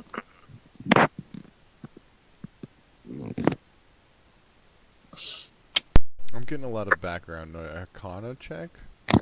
I mean, I don't blame you. I can be a dangerous DM when I want to be. Well, So this is an Arcana. Go ahead and give me an Arcana check. Knowledge about this creature. Anyone that wants to. And guidance was 1d4. Yeah, plus 1d4. So 16. Pretty good. So there's something that most people don't know about the Fae. But you've heard from like stories and most Fae don't really have the capacity to lie. Rather than lie, they usually tend to say like half truths or be or omit the truth if they're being deceptive. And you're not sensing anything of that nature here.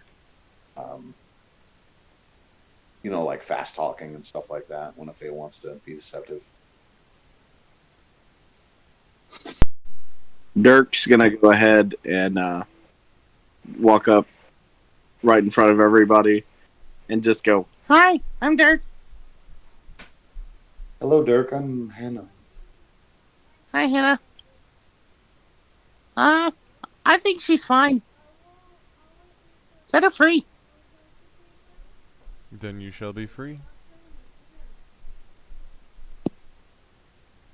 You reach Well, out go. and touch the crystal shatters into translucent and corporeal pieces, disappears. Anna steps forward and says, "Thank you so much, man. I promise that I will serve you till the end of your days." Ooh, what can you do? It's always been my duty to transform energies and improve upon the land that the fortress is on. When it was abandoned by the previous owners, many of the structures were removed, but I could always rebuild them, given enough energy. Looks like the tiefling's out of a job. It's like, hey, No, he's mine. So, well, you know. And the tiefling's like, hey. Well, we can reduce his pay. How Yes, kind of. far? paid a lot. Anyway, yeah. So for all intents and purposes, Henna is who you talk to when you want to upgrade the fortress. I see. By energy, I of course mean gemstones. What So- kind of gemstones do you like the best, or give you the most energy? Be expensive. We still have that emerald leaf, right? Yes, indeed. No one has sold that. Nope. We Has have it. anybody sold the sapphires that I gave you? I'm curious of what does she think of the emerald leaf? Wow, a leaf token. Well, this is a great start. I could use this to produce one type of building. How big Can is we the building? One seed? Well, please hold. As everybody pulls out their handy dandy little guide. Wow. Yeah, indeed. This leaf is truly incredible. With this, you can please hold. Hey, shut your face, okay? I don't have all the information ever stored on one screen. I know. Even if I had two screens, It's like- you know what I mean? It's like the there's a entire faint, a I faint just sound of find stuff elevator like that music really in the funny. dun, dun, dun, dun, dun. Dun, dun, dun, dun, It's like the entire party is standing there just talking to this dryad, and then all of a sudden it's like, please hold. And then the whole body just goes completely limp, like the head tilted to the side. elevator music starts playing. Your gems are precious to us. Please give us a second for us to connect you to a dryad. To ensure optimal customer service, please Well, stand that's by the español. line That's for español. the survey. Mhm. There are 423 customers ahead of you. Please hold on. Right. So this is considered under the document a keep or small castle. Okay. That means it has a war room already built into it. It's in the main structure. Wow. Okay. On top of that, it has 6 room points, meaning you can build 6 of the add-ons in the area. Oh, so you meant build a room, not a separate structure? This is, they're not going to be added on to the structure This is in the main. on the ground. This is in the main tree, right? In the tree. So I'm not going to make you build a small house, for instance, for each person you want to live here. Mhm. More like if you want to build some,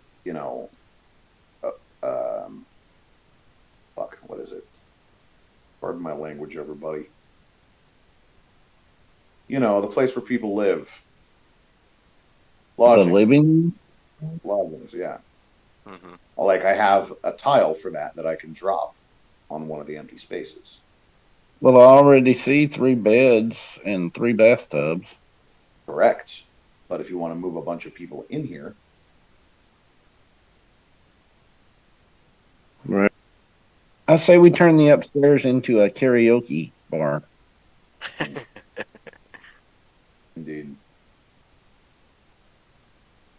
You know, if Dirtle was still with us, I would have said the battle ring, and we could have finally had that death battle between Ascites and Dirtle. Indeed. Oh, man. I only think it's fair, though.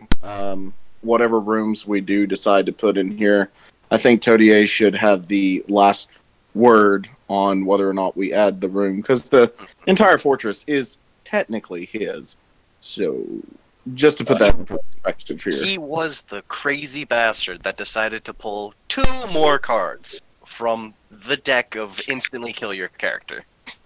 I mean, Well, I'm just gonna say, guys, we're definitely. I really want to start with the caravansary. all right. You Please roll. hold. You roll 4 random merchants and their quality every 7 days.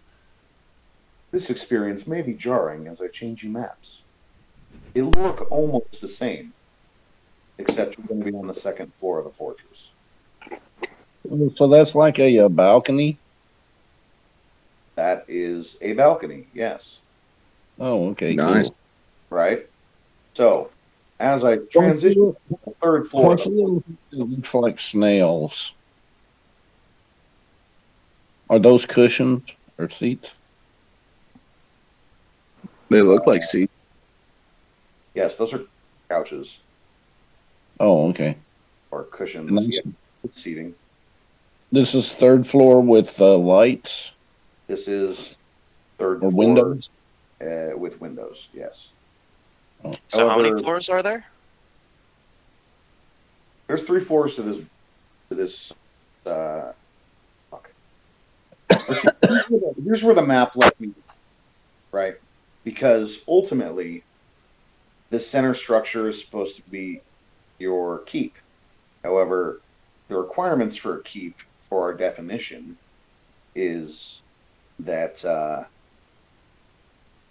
it has a private room for the master of the keep as well as private rooms for up to 50 distinguished guests.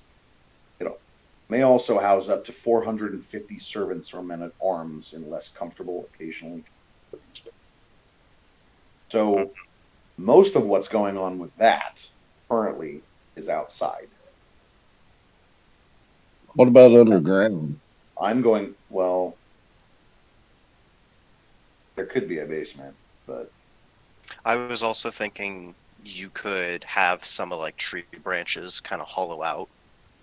yeah, I was thinking there would be a 4th floor that kind of spirals up into a shit ton of bedrooms. Mm-hmm. Yeah. You know, but I don't have the art for that, so it's just kind of like it's there, guys. Oh, we could fix that. No, I could fix that. Well, if you want to make a 4th floor for this, I will use it. Would the 4th floor be where we would build the extra like the extra rooms? So if we wanted to put in the caravansary, like Negative. If you zoom out, the empty tiles, there are, 8 of them in the square around the main tree. I can put different structure. I'll use an example here. Let me pull it up. Critical trails, tree houses, dose. Let's see. This is an herbalist shop. It can also be, whatever I want it to be, ultimately. Oh, you mean each one of the tree grid squares is like a little plot of land for the. Oh, okay, Exactly. I got you. Yeah. It's drag and drop. I've got a bunch of things that I can put in there, And that's why I made 3 maps, because many of these things have multiple floors in themselves. I see. I see. Yeah. So if you wanted to do the caravan, however you pronounce that, I of course have like trading post looking tile that I can drop down. And this is how I can, help you guys customize your home base. Because around we that, of could course, add, is your wall, thorn wall. yeah, we could add like 8 buildings. Yes. But you have 6 points. So really, Right. yeah. And some of that could be developed into like farmland or food producing. Correct. Yeah. It's Okay. assumed that you're going to have to if you start moving in a bunch of people. Yeah. Well, let me In fact, if you go. fully Let me staff go. this thing. Sorry, go ahead. No, let me go out of character here. Okay. What I was thinking, since obviously this is Todier's fortress and tree and everything, and he was mentioning about the monastery for training monks or whatever. Yeah. The idea I had was, since we're 5 miles from Dirtle's Rest, and there's obviously 5 of us, if the tiefling wants to get involved in this, is every mile between the fortress and Dirtle's Rest, like Les could have a school for clerics, uh, Dirk could have a school for rangers, I could have a school for rogues, and that way it would be like a chain of outposts going from Dirtle's Rest all the way to this fortress, and that would add security to the area. Plus, we would have readily available access. Call it the Road of Wisdom or something like that. Yeah, something like that. But that's what I was thinking overall once we get this set up. But let's get Todier squared away and get the dragon taken care of, and then we can worry about building If back to the rest. if we Yeah, want to properly build a town, you know, um, we could instead, have this place be called Dirtle's Rest, and the area where Dirtle actually died, the old abandoned town, we could change that name to Dirtle's Rest Point or something like that, and in the future do something back there. Turtles Respite. hmm and we could possibly make a chain of like towns or outposts leading to more civilized parts of the Ursa Kingdom. How about we Where- name where he actually died down there? That whole area, including the hot spring and everything, will still be Dirtle's Rest. But then we come up with Well, Dirtle's Peak or something similar to that for the fortress. I was fixing to say, because I mean, even if you go 5 miles down the road here, you're still in Kingsport. So I mean, Yeah, Well, yeah, that is a good Kingsport's question. like 12 miles long. Yeah. How much of this land do we own? Or does anyone own the nearby land? If we were to venture out a little bit past the Living Ironwood Fortress and try and, say, build a quarry like there was down in Turtle's Rest, is there a noble or somebody here that owns these acres? Well, in theory, you are in an area that is under the protection of Ursinia. So if one day tax collectors showed up, you would technically be in their jurisdiction. However, there isn't like a ruling government that is controlling things out here in the wilderness. Yeah, well, like the town was destroyed, and we set ourselves up as the town council government. I was just thinking about, we can do the formal interactions on our own behalf, and if anybody challenges that, we can settle a land dispute by whatever means necessary, whether it be providing stones or services or Yeah. even. If you become powerful enough, you could just secede, because like foreign power and all that stuff, or you could like become, upgrade from town to village to city, and just be a like a Ma- chieftain, I guess. Yeah. I think that'd be kind of fun to build a proper city centered around the living Ironwood Fortress. Well, let's see how much money you guys can make. Fuck. Hmm We'll Well, see, the only matter would be the dragon. yeah, we'll take care of the dragon first, but this area, this is Todier's. There's no question. He's got the deed to the land. But We're the government of Doodle's Rest, and then between we could split the land between Dirk and Lesk and myself and Borat or whatever his name is. If he wants a portion of land, I don't know. Whatever y'all think, but that's Well, just what I was thinking on the outset. That way, that's well said. I just want to Yeah. point out that the deed itself technically covers the area that's on our map. right. So everything else you're exerting control over is all fine and good. This is just But it can be disputed. Yeah. So until we have power enough to readily supply and build outside of the living Ironwood Fortress, I suppose we should just focus on using Right. those room points wisely and Yeah. setting up possibly passive income and getting Yeah. people interested into moving nearby.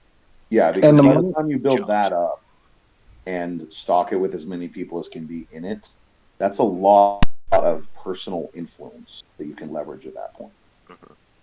And with the monastery there, Todier still wants to do that. You're going to have people like making a pilgrimage or coming here to study or meditate or whatever. Mm-hmm. well, So don't Dirtle's all- Rest could be like a supply point, and then they could be a guest or a paying guest or whatever. Don't forget, there's also a tower nearby that the dragon cultists are living in that we could take over. Yeah. All right. Do we want to try and build some rooms? The Dryad said that the leaf gem would be enough for one, so I'm assuming that you would like your caravansary as the first thing. Is she still on hold or is she back from her break? He's still staring at the ceiling. There are 300 customers in front of you. Please hold. Oh, I think did the number just go up? No, Yep. it was 482 first. Do we have to buy like Dryad Premium? Direct Well, access no. 24/7. If she's back from hold, I want to talk to her. Mm-hmm. Anna? Yeah. She's here. Oh, okay. How about this? Is this worth anything? And I take the sapphire out of my bag of holding and I offer her a sapphire. This is a portion of wealth. It will do a little bit It's of worth everything. it's worth 2,500. Then Wait, the Yeah. sapphire was? Wait, I saw. No. The sapphire is worth. 1,000. No, they were Just worth a 1,000 a piece. That's right. Yeah. 1,000. yeah, it's not quite enough. So I'm using energy in roleplay. Realistically, I'm keeping the Mhm. construction costs and the construction times and just role playing in my way. Okay. So if you give her enough gems to use as energy, meaning 2,500 gold pieces, you can build an armory. Well, do y'all still have your sapphires? Would you be willing to part with it? We can get I, I sent mine off. I'm perfectly fine with providing funds in order to properly develop the living Ironwood Fortress. Well, All right. Same. what do you guys think? The market stalls, we get to pick the three. It's 3 merchants, but their quality changes every day, every 7 days, versus the caravansary that you roll them. But it's you roll 4 Well, random merchants every 7 days along with their quality. Well, do the caravan. Well, why don't we do both? Or would you rather have an 'Cause- armory? Well, I don't think we need Uh, 7 stores, you know what I mean? mhm. Yeah. I feel like the first building, the Emerald Leaf Gem, which was enough to just pay for one building outright. You can do what you want. You know, this is your, like Dirk said earlier. You get the first call and also the last call in most buildings. So if you want the Caravansary, then we can just do that, and then the Emerald Leaf Gem will pay for that, and then from there, we'll have to pay for other buildings with our gold costs. Yeah. Well, I have about 2,000 gold value I could throw at it too, but yeah, let's start with the Caravansary, and then we'll move on from there. Does the place already have basically like defensive walls in the form of the vines that were surrounding the area? Yes, yes, it does come with defensive walls. All right. Well, pick a spot for the caravanserai, and then we'll choose what the second building's going to be. Yeah, where do you want the caravanserai? Well, I'm gonna go ahead and consider that little staircase to the front, so let's just go ahead and put it to the left of where we came in. So pretty much like bottom left. Okay. Let me just go ahead and pick a tile that fits it best.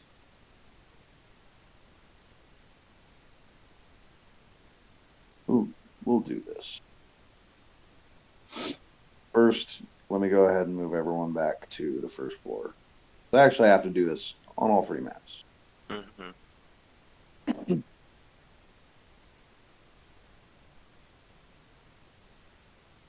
All right.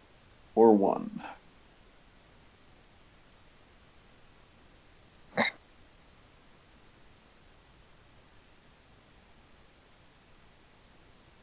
That's really cool. I Mhm. like how it just kind of snaps in and fits really Yeah, well. modular. That's cool. Overlaps over the already existing trees. Yeah, that's really thought out. I was Yeah, gonna say I Wow. thank was you. not planning. I wasn't expecting more big trees. Hmm. Yes, this is very reminiscent to. So- Please keep in mind that it'll still take 15 days for this to grow, but it is rapidly growing. It definitely reminds me of the Grove. Yeah, I was gonna say the. Yeah, I actually bought an expansion for the same units that I was making the Grove with. So this Does is anybody? Of course, I wasn't around for that, but does anybody remember the name of the druid that died? See if Hannah knows anything about him. Oh, I could probably ask her about me. yes, you could. It was Ivan, I believe. Character name. Ivor. Yeah. Of the Crystal Grove. Yeah, something like please that. hold on that. Looks up into the ceiling again. Man. Listen, I'm sorry. I can only do so many things at once. The reception between plants must be really slow. They're still dial up. Do you think we picked a bad area? Maybe we don't have good coverage here? Can you hear me You look for now? another fortress in the middle of nowhere?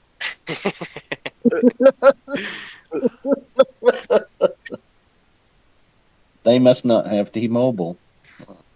Right. So this is a 0.5G network. Do you have an A tree and tree? Shut up. How much would it cost for oogle fibers? Oh, that was a bad time to drink Coke. Hmm.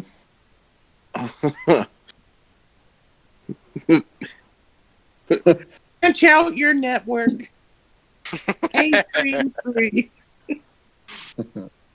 Why not bundle it? We'll get to the root cause of the problem. Please hold. All right, goddamn you, you fucking degenerates. That's enough puns on my channel. Personal internet connections.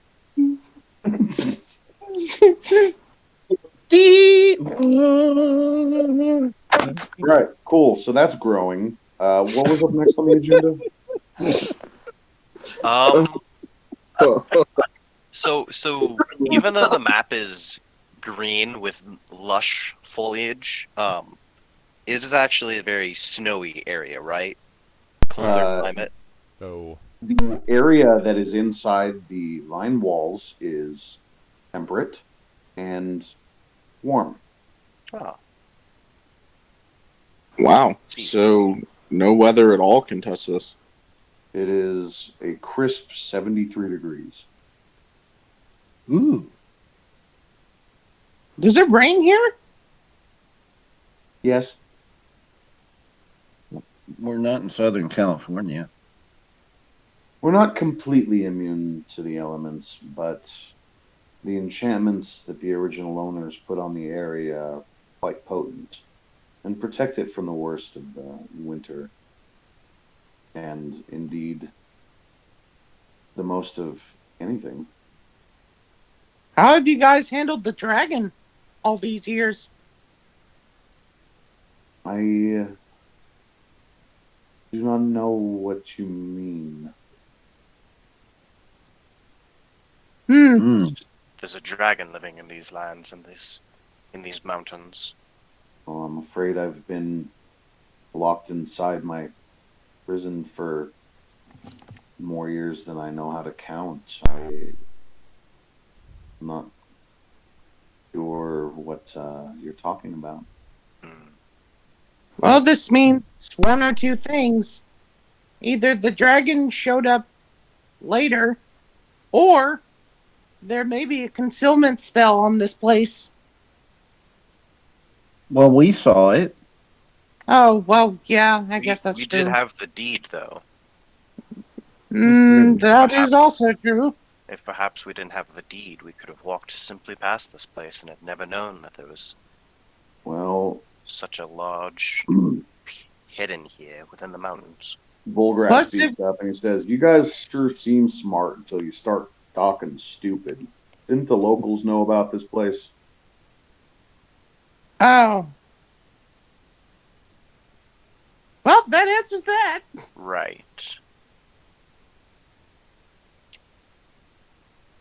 Suppose the dragon simply has no interest in this place, then.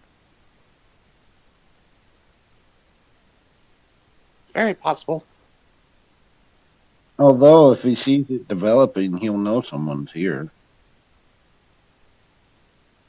It is true, for all accounts, that this is part of the dragon's normal range.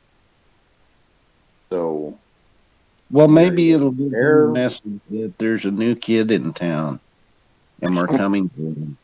But what you know about the dragon is that it's not really focused on natural type of magic. Really more focused on the arcane type of magic. So it just may not be interested because it's not its field of interest. It doesn't care about Fae. Just keep it natural. Keep it natural. Okay, well, what are we doing for the second building? The next thing we might want to think about is a garden. I don't know if it would be needed. The actual use of the garden is that it contains, you can grow herbs each 7 days that allow for 4 of the following list, and it just lists a lot of potions. Like, we got potions of growth, we got filter of love, potion of dim unitation, fire breath, things like that. Well, you don't currently have an alchemist on board, do you? We do not. However, I was thinking of garden in the more sense of being able to grow food and be able to supply. Well, does inhabit Henna those. produce food by herself, or I mean, is it grown, or does she provide it? I mean, she used to Every keep once her in a own while, business. I can grow a very nice fruit. Just one fruit. Hmm. Every once in a while, yeah, it's a very potent fruit. Can it feed about 14 people? No, it'll feed one person, but it is quite infused with magic. Well, do we want an armory or food? Um, Magical food. well, we could do the garden, and if we don't have interest in making an alchemist or hiring one, then with the caravansary already in place, we can sell those herbs, Oh, wait. rare herbs to the merchants. We might get a bad roll here and there, and roll and nobody's interested in those herbs and wouldn't have much to do with it. But Yeah, you could choose to do that, or we could swap it over to food, like you're saying. I don't know, And would it be one or the other? Like it's either a garden meant for growing purely food, or could it be a garden that grows food as well as magical herbs used in potion crafting? well, hold on a second here. The description says the smell of green growing life fills the air here. Lush vines laden with savory tomatoes grow alongside mandrake root, ephedera, and even more esoteric herbs. Well, I mean, magical garden, you would assume that you could just change out what type of plant type is grown at that point. Yeah, hold on a second. Yeah. I was going to say, if anything, though, if food is our worry, we could, I mean, train some of the guys to be hunters. So, I mean, when they get outside the walls themselves, I mean, there should be plenty of beast animal folk to hunt. But Yeah, I can see. a garden is Yeah. more accessible. If we have Well, just a permanent staple of just there's going to be food growing here, Right. and if more food is needed, you can go out and hunt. well, the herbs would be a good source for potions and things like that. We The could meat would be go a for a good source combo of building the garden and a a an alchemist herbery. lab Oh well, yeah. or a herbalist witch huts. Well, let's generate some revenue first, and then work on What about the monastery? Monastery is a separate building entirely, isn't it? But it would be Wouldn't on that the be a ground. It temple? would be on the ground inside the walls. No, we're pretty much. I'm pretty much just allowing a bunch of my brothers to move here to get away from the warring there, but they should still be battle ready. So, Oh, okay. So like a garrison, maybe. well, we can keep up to 450 men at arms just as part of our fortress. So I didn't figure we needed to build anything for that yet. If we want Yeah. to get over, 400 soldiers. Right. Yeah, I think the barracks or the garrison or whatever would be more of like we wanted to start building our own town. Military type ordeal. Yeah, and we didn't have a castle or a keep that could store soldiers. Yeah. Well, once we start establishing like the other schools along the road between here and Girdle's Rest, we could do that. But All right, so let's just touch up on what you guys need.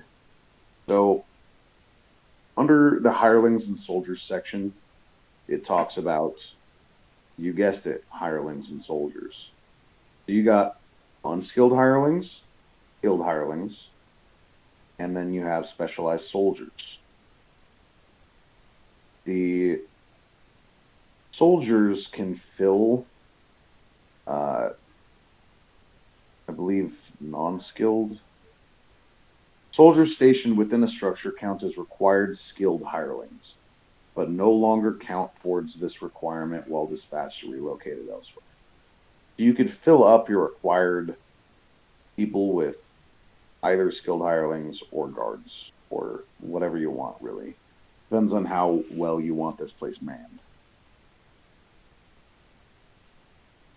The prices vary greatly, but really we're putting the cart before the horse because Right. you don't have a Well, I was population. thinking about the greatest source of income to get everything started at this point. I kind of agree with Lesk. If we could have a garden producing herbs, we even if we can't craft potions, we can at least sell the herbs. Mm-hmm. Right. And if we're able to grow just normal food, and as the description said, it grows. You can grow tomatoes alongside those rare herbs, so we could feed ourselves while also potentially making money selling to caravans through the caravansary. Yeah. And if we decide later on to actually build the alchemist lab, then we could even sell those rare potions that we make to merchants that come through here. So the reason why somebody would want to come all the way up here to the mountains would be to access herbs that are not normally found in other places in the world. Another thing to keep in mind too, if this is going to be our main fortress, basically our seat of planning and Power. everything else. Yeah. The most important buildings that, like, we could build an alchemy lab, say in Dirk's little section. Whatever is most important to the survival of the party and sustaining the income should be located here around the walls, and everything else in the individual little areas as we build them. Because if everybody gets a mile between here and Dirk's Rest, that's 3 miles in between, so the 5 miles will be covered. So every mile you're going to get basically a small little town or a city eventually. But the most important buildings, I think, should be inside the walls under the protection of everything CDA has here. Very insightful. So what would you value the most? Obviously, the caravan thing is big. And we already have defensive walls, a caravansary, and a war room are the 3 buildings we currently have, pretty much. Are there any other income producing structures that would yield more than? I know magic herbs and potions are in high demand. So, I mean, well, it's always high in demand in the middle of nowhere. Escorts. Food. I was inns, taverns. I think you may consider something one of your most important income making structures at the start may want to be a tavern. But a tavern with no food isn't a tavern. Well, this can be solved by hiring some motherfuckers to go and hunt some food. The monastery people can do it. Can we put out a call for like the skilled hirelings to be an alchemist or any of those things? You're gonna need. We don't have the lab anyway, so we don't need a skill. You're ultimately, once you decide on what you're gonna do, you're gonna need to make a trip to a place where there's people and recruit them. The other thing is that people like skilled hirelings, they cost 2 gold per day. So that is quite a bit. So we need to make sure that we're making sufficient income, either through sales or through people staying and sleeping, before we go and hire too many people. Well, I was going to say that we got the monastery guys coming in, so if they live here for free, I suggest putting them to work, maybe. So, live-in workers. Yeah, the caravansary is going to bring in trade route or traders. Um, and of course, selling the herbs to them would be good, but having a tavern would be even better. But if we don't have the food for the tavern, food is definitely important. You got to have food source. So if it's going to be skilled laborers, fine. If it's going to be a garden, that's fine too. Either way we go, that needs to be addressed. And then if we want to go with a tavern as the second building here with the sapphires, then we could do that, and that would help the caravansary. But Hmm. He's right. You're going to need a source of food to feed it. And let's face it, it's the Beastlands. You have carnivores and you have vegetarians. There aren't Mm. actually that many omnivores. why don't we go ahead and do the garden and put out a call for skilled hunters Well, to guys, help the garden? There is how really much quickly gold do we before we have? continue. That's A lot. probably a really good idea for you guys to figure out is if you pool together all of your We could coin, probably do exactly both. what can you afford? I think we have enough for about 4 rooms, excluding the caravansary, because that one was free with the leaf gem. Yeah, I What- got two Well, a gold here. tavern's only 2,500. I almost have that alone. Well, So, I had 5,500 before you all gave me the other 25. So actually, I've got 70. Wait a minute, 25 and 55. That's 8,000. But what happened to Dirtle's gold?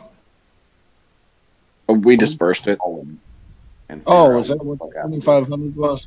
we No, need Yeah. to know how we much haven't. there was first. We haven't actually calculated what Dirtle had and what everybody Oh. got off of. Yeah, the Dirtle's. thing is, he never wrote it down on his character sheet, and he hasn't told us how much he had. But So guys, we it's I'm gonna only make it. 5,000 for both I'm gonna make a buildings. trip to Shady Valley right now. I'm gonna burn down Ethan's house. I'm gonna do that. All right. Well, you do that. We're gonna take a break. I was gonna ask really quickly before we take a break. Cites, how much gold do you have? 8,000 now. How much silver? 6. And I'm assuming 4 copper. Right. Dirk, Yeah. how much gold? I'm just gonna ask everybody. Yeah. I've got 200, or I'm sorry, 2,000 gold pieces. Silver 12, and copper. 16. I've got 50 platinum, but I'm saving the platinum for the thiefling. All right. And Todier. 2,197 gold. Silver 9, and copper. 6. And if anyone has any platinum to contribute, I don't think anyone does. I don't have any. All right. It'll have all the platinum, basically. Mm-hmm. Interesting move on our part, giving him a lot of platinum. You didn't give him anything. That was his platinum. Yeah. Joking. All right. Anywho, that puts you at what? I'm putting my stuff in there as well. Give me a second.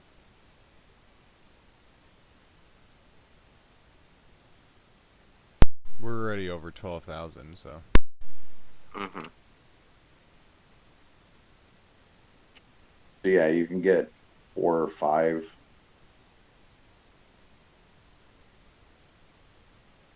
If you dump all your money into it, you could use all the building points on the fortress. Is there anything like a bank or a vault or something we can build with this? Because once this starts rolling and bringing in money, we're definitely going to need a heavily secured area to store all this stuff.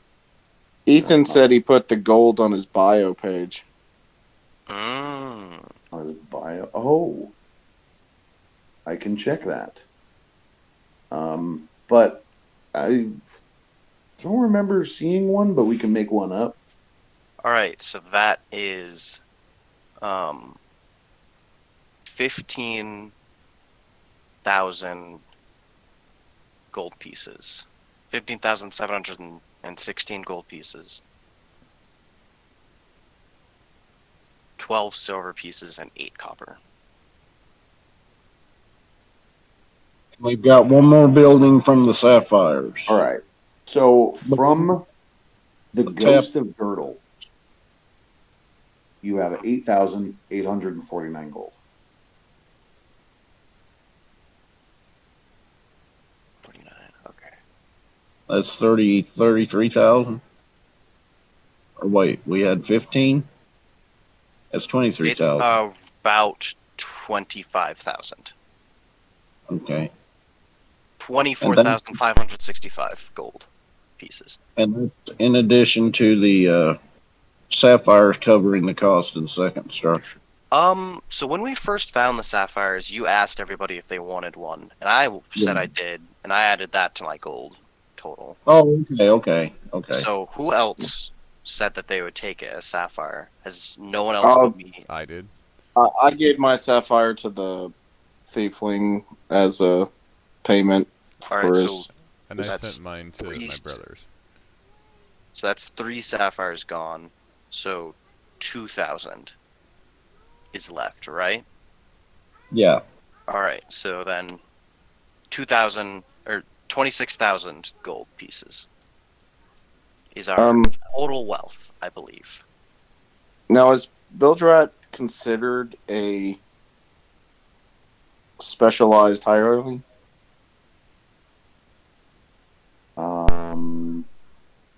Let's see. Well, he is is a considered, hireling. We don't use him. Oh yeah, he what? is considered a berserker. Berserker. So he could be a proper soldier.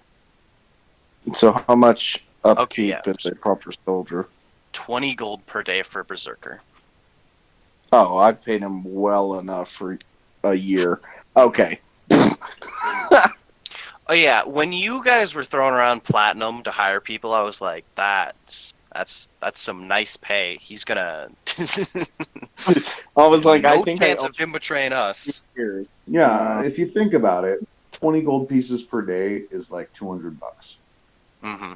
Or wait, $2,000.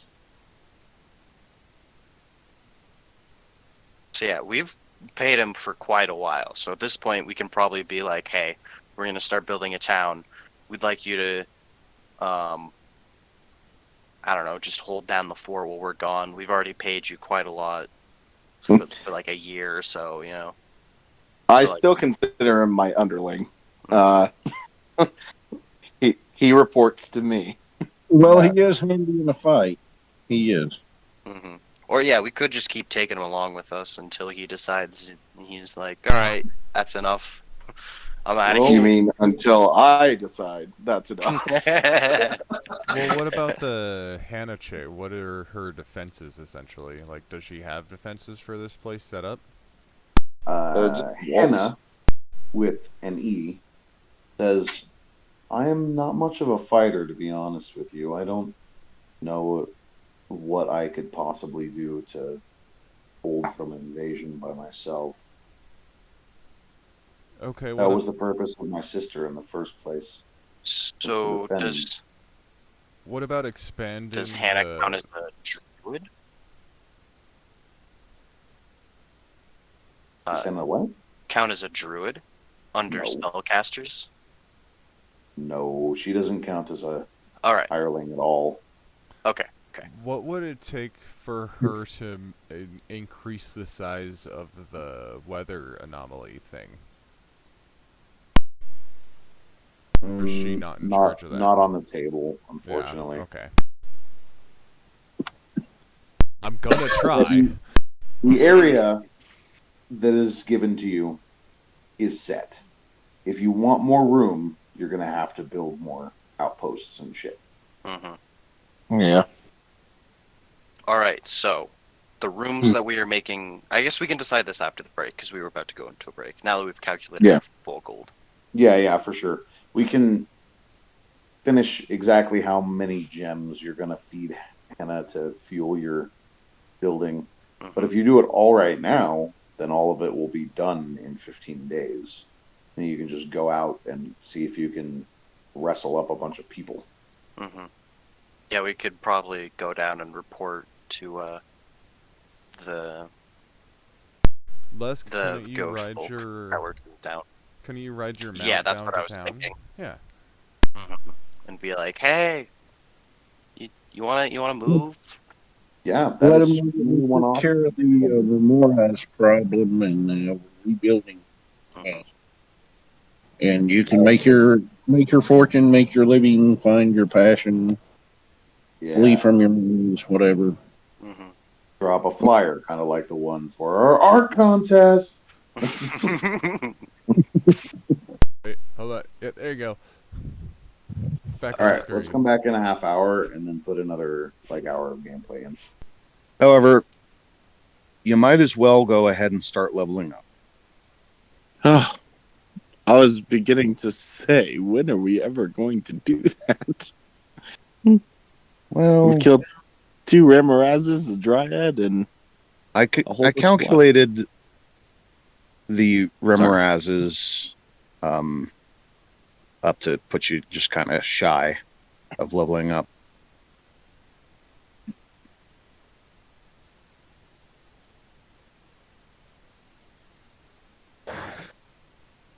But yeah, go ahead and level up.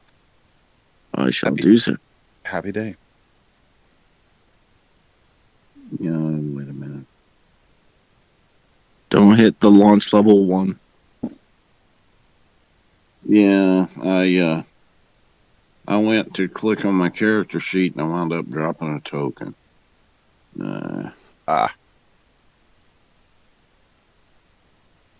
Okay, there we go.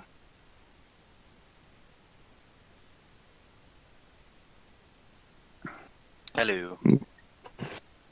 Greetings. Hello. Go ahead and level up. We leveled up. Oh, fun.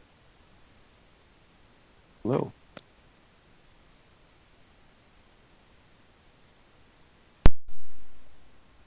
How's it going, guys?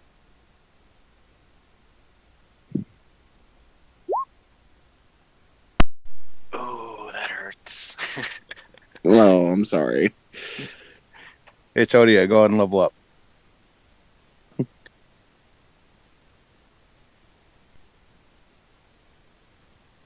Ooh. I get destroy undead.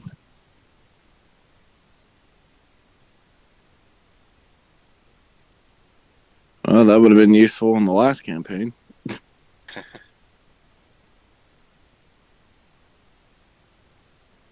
Landstride. Starting at 8th level, moving through non-magical difficult extra movement.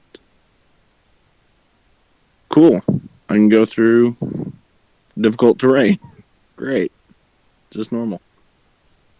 Mm-hmm. You have advantage on saving throws against plants that are magically created or manipulated to impede movement, such as the Entangle spell. Wait a minute. Is the max that we can increase an ability score 20? Yes. Yes.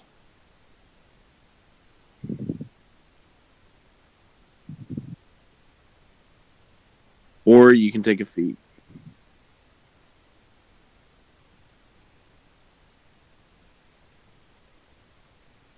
I thought my ability score was already 20, but it's only showing an 18. It may be the racial bonus. No. I don't think so. Wait, does that count? Like the racial bonus count toward the 20, or can I go above that with the ability score increase?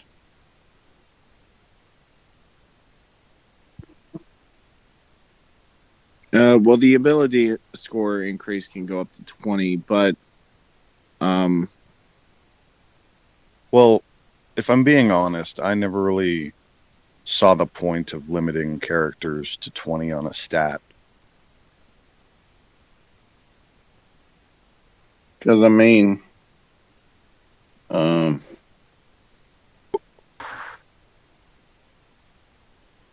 always been kind If of it- on the fence about it. Let's just put it that yeah, way. well, I mean, if it's a racial bonus, that shouldn't be. That should raise your cap. Yeah, right. Yeah. Yeah. I agree with you. Okay.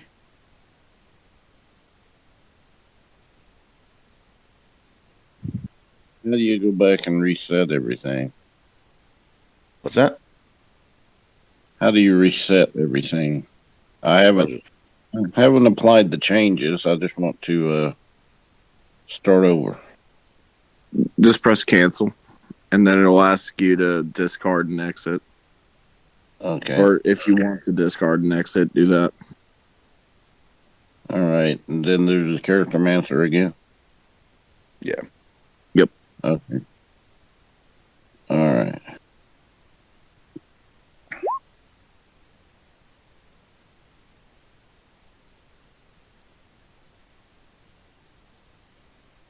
And from there, you can also multi-class if you choose to.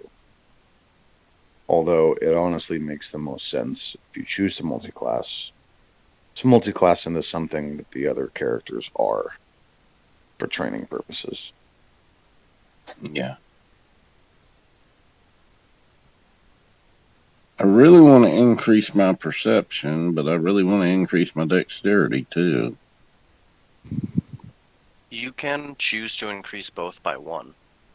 Yeah, I know that, but I want to increase them by 2. That Yep. always.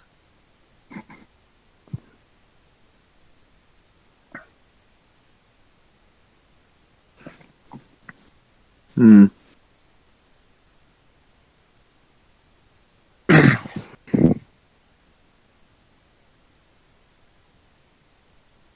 Oh, okay. So it didn't bump me up to 22 when I did that. I guess it did take the racial bonus and added, because it let me go up 2 from 18 to 20, and I was already at 20. So, Well, there you go. So boom. okay. Hmm. Yeah. Cool. I'm super Celtic now. Good luck finding me. I'm still not that bright on perception, though. Neither am I. What But- about you, Toady? You've been oddly quiet.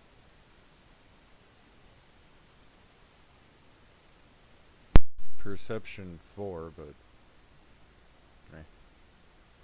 Well, that's what a lot mine better. is. Like my insight's 7 now. I don't really know what to do. If I should do an ability score improvement or a feat. It's always a tough call.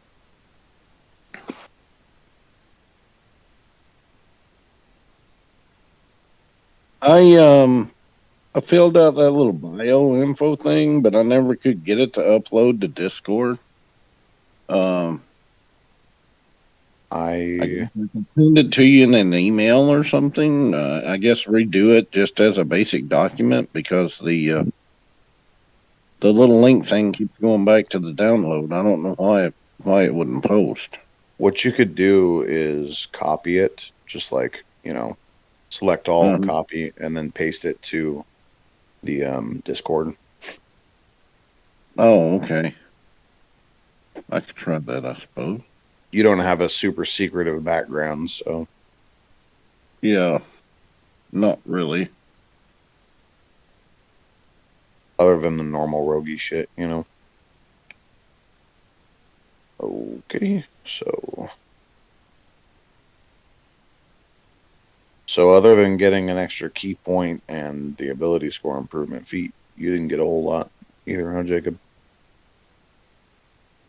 I mean, my, hold on. My wisdom's now 18 with a 4 modifier instead. Hell yeah, that'll increase all of your DCs and shit. That's Yeah. good stuff. Yeah, exactly. So, I mean, other than that, I checked out a bunch of the feats, but none of them really make sense for me. Like, Fair. I was kind of tempted to look into some of the magic ones, but I'm like, I'm not magic. Hmm. Yeah. All right. I've got mine. Some All right.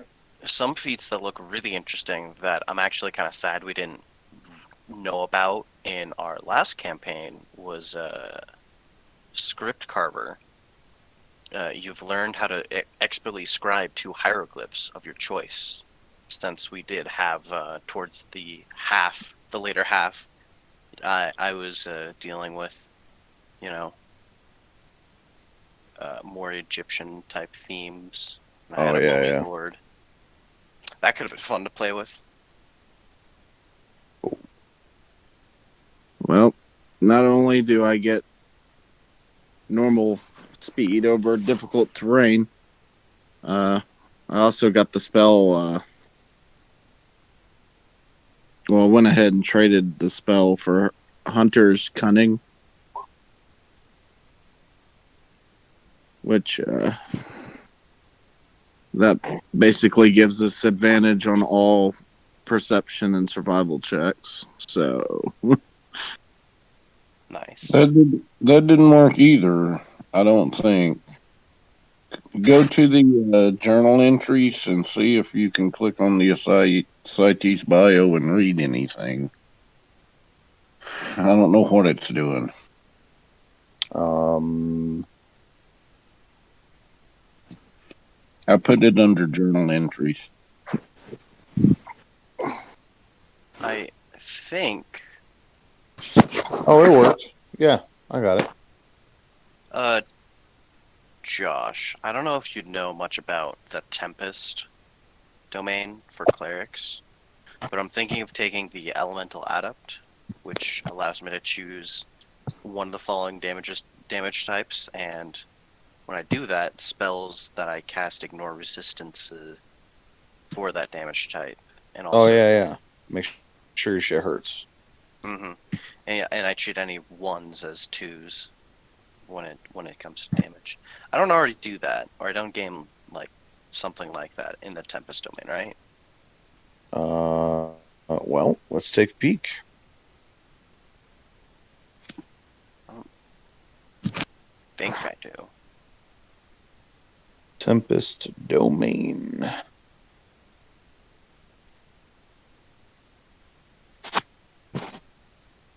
Wrath of the Storm. Channel Divinity's Destructive Wrath. Thunderbolt Strike. Divine Strike. You got Divine Strike. Mm-hmm. That's good shit. Yeah, it's nice. Stormborn. Doesn't look like it. Nope. Cool. Yep. No, that would synergize with you pretty well if you specialize in doing like lightning or thunder damage. And I do. Yeah, but you'd have to choose one of them, lightning or thunder. Probably lightning. Yeah. That's your call, lightning and shit, you know. Mm-hmm. And there are so many spells.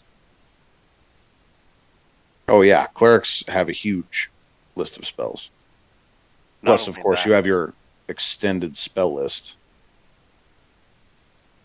does that show up if I'm using the Character Mancer? Yes. I think it automatically adds it to your sheet. But Oh just yeah, in no, case. it'll give me it gives me things like level 4 I have control water and ice storm. Yeah. But then beyond that, I don't know if there's any spells that are missing from the list of You're spells that I not. could choose from. Yeah, at 9th level, you get Destructive Wave and Insect Plague.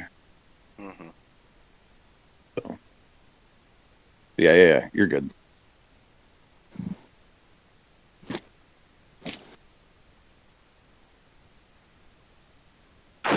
Anyone else still working on it, or should we move on?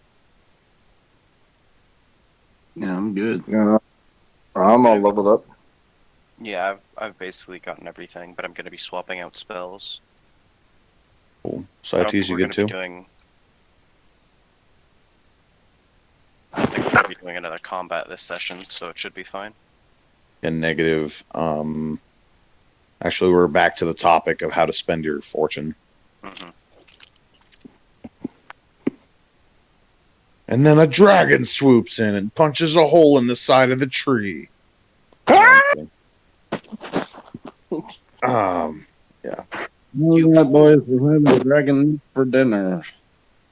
And that's when our dragon trap building comes into play. I cast converse with dragons. All the trees convert to giant missiles, and they shoot up out of the ground into the dragon. He explodes into a million pieces. Note to self: do not give ascites a plot point.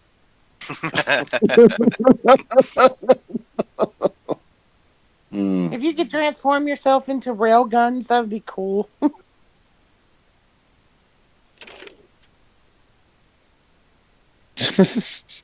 Level 20 boon. Railgun. Shape change. I got acorns. I'm not afraid to shoot them.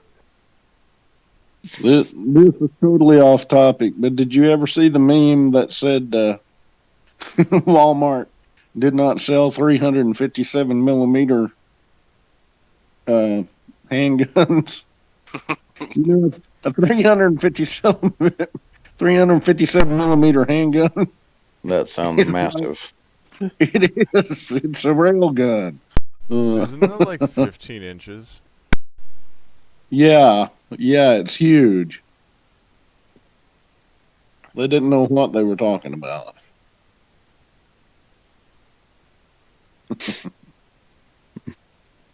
Anyway, let's. What do you want to build next and where? How much should we end up having total? 25. 26,565 gold pieces Worth of loot. from everybody. And I imagine I don't know if we just want to redistribute after we're done. Just split it up amongst ourselves again. Yeah, if you Or- want to keep a holdout, stash, that's up to you. Speak now or forever hold your peace.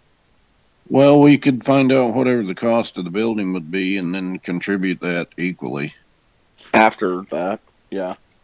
Most of these buildings are going to cost 2,500 gold pieces. Mhm. It's balanced out pretty evenly that way. So that'd be like 600 gold apiece.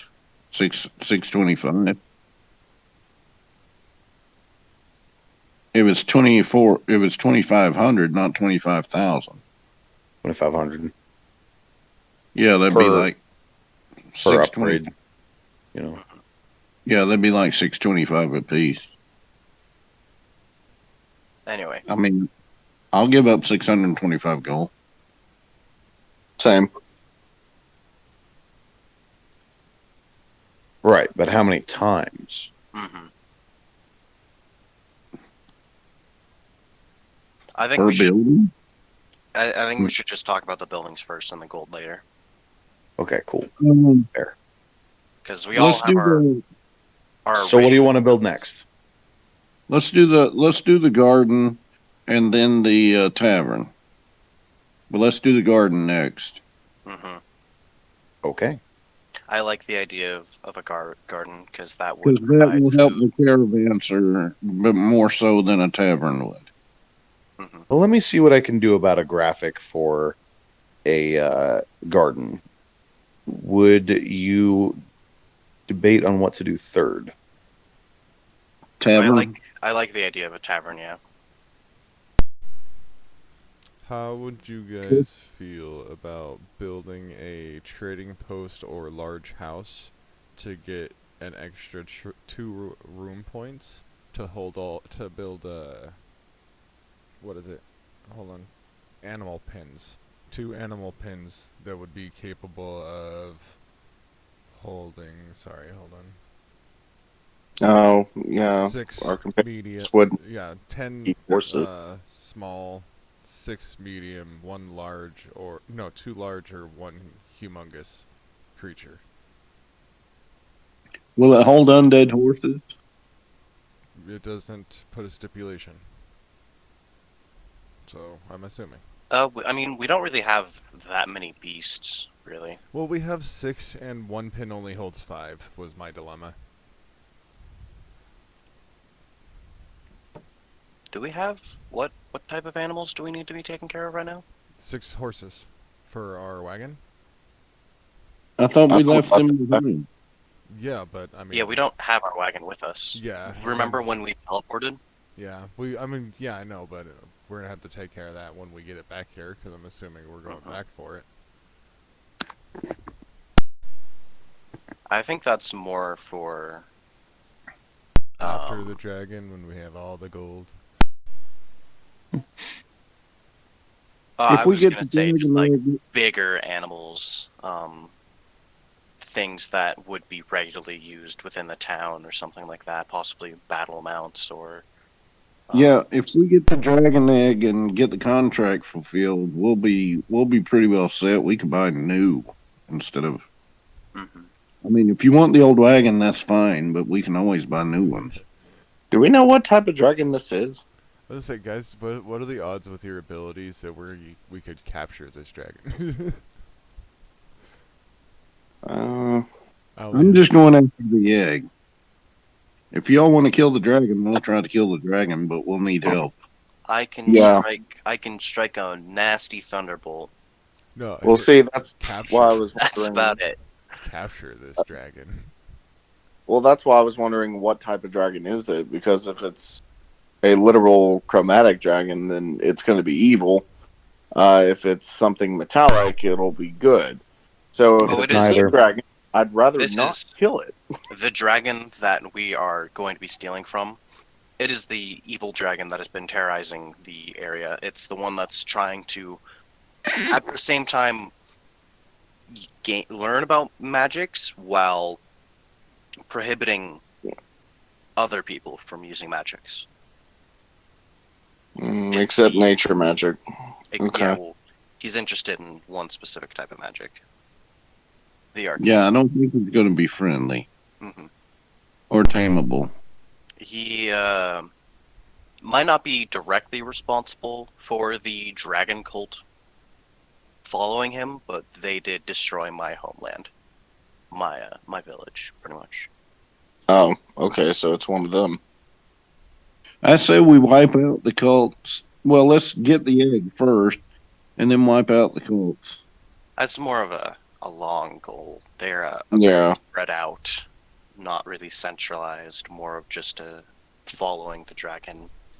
Yeah, and once we get the dragon issue taken care of, and our little schools set up, that'll be like a deterrent to any cultists trying to remain in the area or whatever, or go find a different dragon to follow or something. Okay, but we have garden. We definitely want tavern. We definitely want. So now we Yeah. have 3 more room points left. Mm. And we've only spent 5,000 gold. If we want to, we could. Do you want the vault? Hmm? I'm sorry, I keep interrupting. Don't worry. We're going to need it eventually because we'll have more wealth than we can carry or keep, and That's if you got true. flying around, that's going to attract a lot of attention from treasure seekers or dragons. Plus, I if can we're do going to you- worry about the eggs next, we're definitely going to need a vault to keep all that gold. All right, I want 5,000 for the vault. Could we So, maybe put that underground? That would be As- 1,300 from everybody. Or not 1,300. I'm an idiot. There's 4 of us, right? Mhm. Okay. Well, yes, you can put it underground. That'll save me from having to place it, I guess. Mhm. I was just thinking to myself, like, cool, I got these bank graphics that I can just drop in the middle of the wilderness. We could do that. But yeah, there is the option of just burying it, and I can put like a hatch or something down, and boom. Could you Well, resize those garden plots to like 2x5s? That way it'll be even instead of 2x4s. Or wait a minute, is that 2x5s already? I should put my Um, glasses. the 2 it's the graphics are 7x10. Oh no, I was just looking as it snapped to the grid. mhm. Because they're showing 1, 2, 3, 4. Oh, I It, see what it you mean.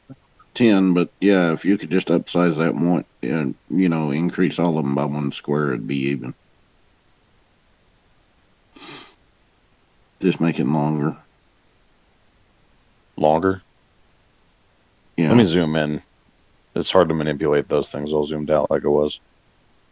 yeah, All right, yeah. I've hold been on. playing maps. I hate that. So let's see here. Kind of like that. So far, we've spent 10,000 gold, and we have decided to build a caravansary, garden, tavern, and a vault. Right. We have lodgings in the form of the tavern and also for workers of the Ironwood Fortress and the actual thing. So we don't have to worry about that. Is there anything else anybody would like? Any other building? Well, it's Todier's land. Mm-hmm. If you did want to do that animal pen, um, What are you thinking about for the animal pen there, Todia? Oh, my microphone was off. I think we should wait till. I'm thinking about building that outside of the heated area, essentially. Oh, okay. Yeah, so yeah. building a independent house in order Yeah. to. Because the trading post or large house that's only 5,000 gold takes 60 days to build. The bonus room is Wasn't choice. the Is your choice. doesn't the caravansary basically function as a trading post, or It it? does, but he's talking about just building a structure. Yeah, that would Mhm. just be the structure name on the file. Well, Oh, actually, I'm oh, I pretty sure you could, like, like he was saying, I'm pretty sure you could just build it out of a small house. Or if you wanted 2 points, I Yeah. guess you could do A guild hall okay, or a lodge. or a lodge. Large. Yeah. But just because we had 6 horses, if we're not even gonna go back for the horses, then we can just do one. So do it in I see what you mean. cottage or medium house. So, Cool, yeah. the monks are going to be housed in the big tree. Yeah, Mm-hmm. probably about Okay. like 1 to 2. I don't know probably like 200 of them. We'll probably go half mass, and just they'll be essentially the cleaning and maintenance of the entire property, along with soldiers. What I kind of envision for the top half of that tree is like a dungeon on its own, where it's like a few levels of just straight, small, uniform bedrooms. And then once it gets up to the canopy itself, it like branches out onto the branches and Yeah. such. So it's kind of like a really big structure in that sense. Yeah. Well, yeah, it holds 450 people. I mean, Yeah. 450 wait staff essentially. So Yeah. Kind of like the home tree in Avatar. Pretty much. Kinda. It's smaller than that, though, if you think about it. Yeah. No, the one that this was before SIT's time, but the tree that the rocks were living in, that was straight up fucking like that tree. It was massive. Oh, okay. This is smaller. This is the economy version. Yeah. Yeah, it's an economy. If this is a large, or I mean a small keep, that was like a palace. You know what I mean? Oh, okay. Yeah, yeah. Where are you going to put the tavern? Good question. tavern. Where do you want it? Shit. What do you guys think? Bottom middle. Oh, why? I think bottom middle is a kind of good place for you. And then if we ever end up building like an inn or anything like that, it'll go in the bottom right. But you know, like shopping along with the tavern, and then I don't know. Hmm. Yeah, we can make the back part more like functional, practical buildings for the keep itself, and then all the stuff up front for the travelers coming to and fro. Well, and if you think about it, we have a garden year round because it's just always the same temperature here. Hmm. Yeah. And don't forget, we could use Dirtle's Dip as a source of income too. You know, little resort spa, honeymoon getaway. Take your wife and your 27 babies and go on a vacation in a cave that smells like burnt eggs. You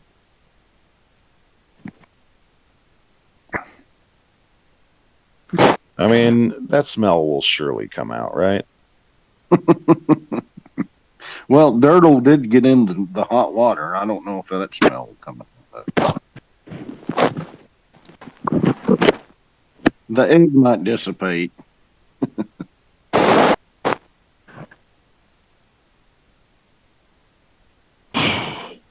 If it seems like it's taking forever for me to get it done, it's because I have to do it on 3 maps. Hmm. Yeah. Understandable. I We've guess been the last couple of things that I'm personally interested that might be nice to have kind of in the main area would be an alchemist place that we could take use of the armory and make potions, or maybe something like um, a magical enchanter. However, we would have to, find and hire somebody. You mean an artificer? Yeah. Yeah. Artificer? I mean, we could always stick Polly there. I was actually thinking that. What if we got in Yeah, contact with Polly or that is an Walt's option. grandma? Tree houses too. Might as well use that character for use. Yeah, right. I was going to be Yeah. mean and say, don't worry about how long it takes. We've been on hold before, but I'm not going to say that. I'm going to keep that thought to myself. I'm not going to share that with anybody. Yeah.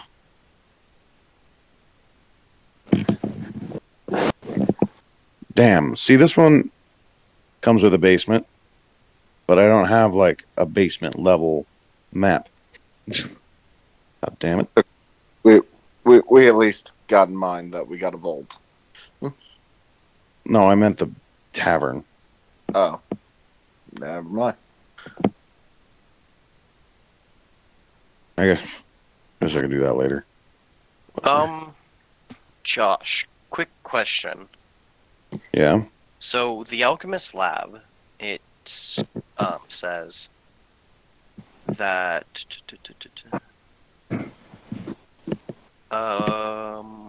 all transmutation spells cast by the owners in the structure, blah blah blah, half of their normal materials cost. So while potions made in that room. So does that mean that using the garden, it would normally give you enough materials for 4 of the potions listed below? Correct. It essentially doubles the amount of potions you can So make. not only would we be able to make potions, but we would get double the amount of potions. Yeah, pretty much. So if we found somebody, an alchemist, to work there and just It's a kind of start profitable business. making a supply of potions, then we could sell raw ingredients or potions. Yep. as well as if people came to us in order to, maybe we could take commissions or something like that. Like, I want this potion made. It requires these materials. Could have somebody go out and attempt to search for them, something like that. I don't know. Correct. Or we That's could grow the basis of many adventures. Well, or we could just put out a summons, essentially. This is what we're looking for, to hire people. Come up here and show us what you got. I think an Yeah. alchemist lab would be really great as just a way to generate products for the Ironwood Fortress to sell to merchants that are coming through the caravanserai, or travelers coming through here. And then just have Polly man it. I don't know if it has to be poly specifically, or if we'd have to put out that we are looking for skilled workers that have experience with alchemist tools and things like that. Well, Thought she we did. need like a proficient bartender for the tavern, so we can get the 2d10 on the kegs instead of the 1d10. So you can pretty much do a hiring fair, and essentially the skilled workers and the unskilled workers can flock to your cause, and if you have enough, you can run all of your businesses. I'm not going to make you role play meeting each and every one of your 400 employees. But important ones like the bartender, I guess, might have a name. Well, if we stop at the general store, I can send a letter back to my monastery and tell them to send 200 people, and then we can just kind of see what we get with that, see if there's anybody proficient with anything. Yeah, yeah. Do we also want to keep in dragon? They could come our way. Do we also want to keep in mind, like, some of these places I would assume is also going to have upkeep into it as well. So I don't know if we should take all the money from essential businesses, or if it's something that can continuously clean itself, since it's literally a magical place. I think the upkeep is mostly the fact that you need to pay hirelings in the area.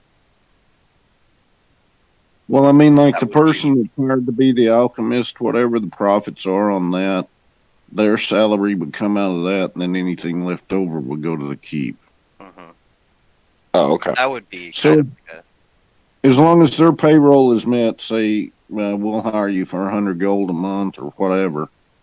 As long as they produce that and contribute to the keep, we'll keep them hired. But if they just want to sit here and take money from the keep and not produce anything for the keep, we'll fire them. So if they meet the minimum, but they don't make a profit for the keep, we'll get rid of them and hire somebody else. So the business should take care of itself and generate income for the keep. But you're talking about the physical upkeep of the property or the financial part? Well, kind of both. Well, I thought Hannah would take care of that. Well, that's what I was kind of asking, if it would just take care of it itself, since it is a magical place. We don't necessarily have to worry about that then. Yeah, there's no physical upkeep on the buildings. It's only really paying for Employees. like employees and disposable supplies. Most of that's inclusive. And then of course you have an income. It talks about it in making money, but there's also other stuff. Like you have a caravannery. So your alchemist, for instance, if you put an alchemist in and he's getting all of these potions basically for free, just for his labor, you're producing herbs and stuff. You're going to need to get samples of rare herbs. But then And vials. he could be selling them straight to the caravanery, right, for a passive income, Hmm. Yeah. Gotcha. which we'll calculate when it comes time. Hmm. I think that the alchemist lab would be a really good idea. That way, while the garden produces herbs, those herbs are still perishable and stuff. Plus, there's No. no telling if other adventurers would come by with magical objects to sell. Mhm. So, What Yeah, is the at building the- in the upper left-hand corner? Hmm? What's the building in the upper left-hand corner? Oh, that was the inn. I actually forgot to ask where you guys were putting it, and I just went on autopilot and placed it. Should I move it? I can still move it. You wanted it like in the middle bottom? Yeah. Okay. Do we want to have an alchemist lab then? Fine with me. I don't care. As long as it makes. I'm I was fine like, with it, but Toadie's let got me- the last word on it. I'm I'm fine good. with it, but let me Mhm. read it real quick. I'll just keep pulling this thing back up. With all of the buildings, it would cost us 15,000 gold so far. Which this includes the garden, the vault, the tavern, the alchemist, and the caravansary we paid with the emerald leaf. So that's 5. We have one room point left to spend on the main area, which we don't exactly have to fill out now. Could be later. I was going to say, I don't really see any other point of adding any other rooms. Not at the current moment. Not till we get a little bit more finances. Yeah, and we can Mhm. afford to essentially pay people out of pocket until the city gets going. Yeah. Okay.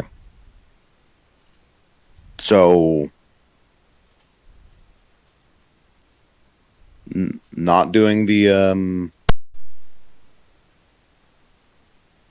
alchemist lab yet, or No, are? we are. We are. Are? We are. Okay, cool. I have a dedicated graphic to that. Cool. Yeah, it's a herbalist shop. Mhm. Damn near the same thing. I also just like I think it'd be cool that we'd be able to get some potions, like when we stop on by and just be like, "Hey, can you make us these potions?" Sweet.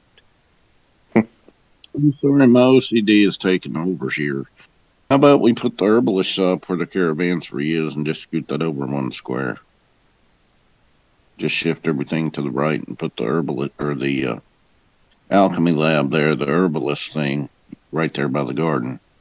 Oh, you're saying put the alchemist You're lab? killing me, Smalls. Why don't you take a look at what Why don't you take a look at what the this new graphic looks like before you make your decision? Okay. It's very tiny. It's baby someone. Right. Obviously, I'm going to put it in the middle temporarily. Obviously, I can rotate these, into any direction. Hmm. Yeah. But I figure maybe if we did something like this, and then like rotated that to the side, you know what I mean? I mean, that I like that. it's up a little better, but I mean, it really doesn't matter. I'm not that. Yeah, it doesn't matter too much, but I figure maybe. Yeah, Oh, you know what? I don't think I can rotate it like that Because the trees then wouldn't match because up. of the trees wouldn't match up. Hmm. Son of a bitch. Well, rotate it again. Go 180 Okay. instead of 90 Else- degrees. I still don't think that would work. Yeah, I because don't. They're not Yeah. symmetrical. Yeah, nope. Damn you, graphic designers. It's weird because like the top left corner of the rocks. Oh wait, never mind. I'm just fucking it up now. All right, yeah. What order do you want it?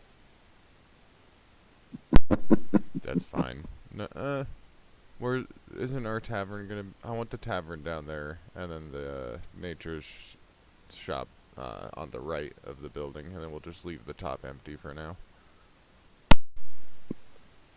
Okay, the alchemist shop on the right of the castle, and then the tavern on the bottom middle. Yeah.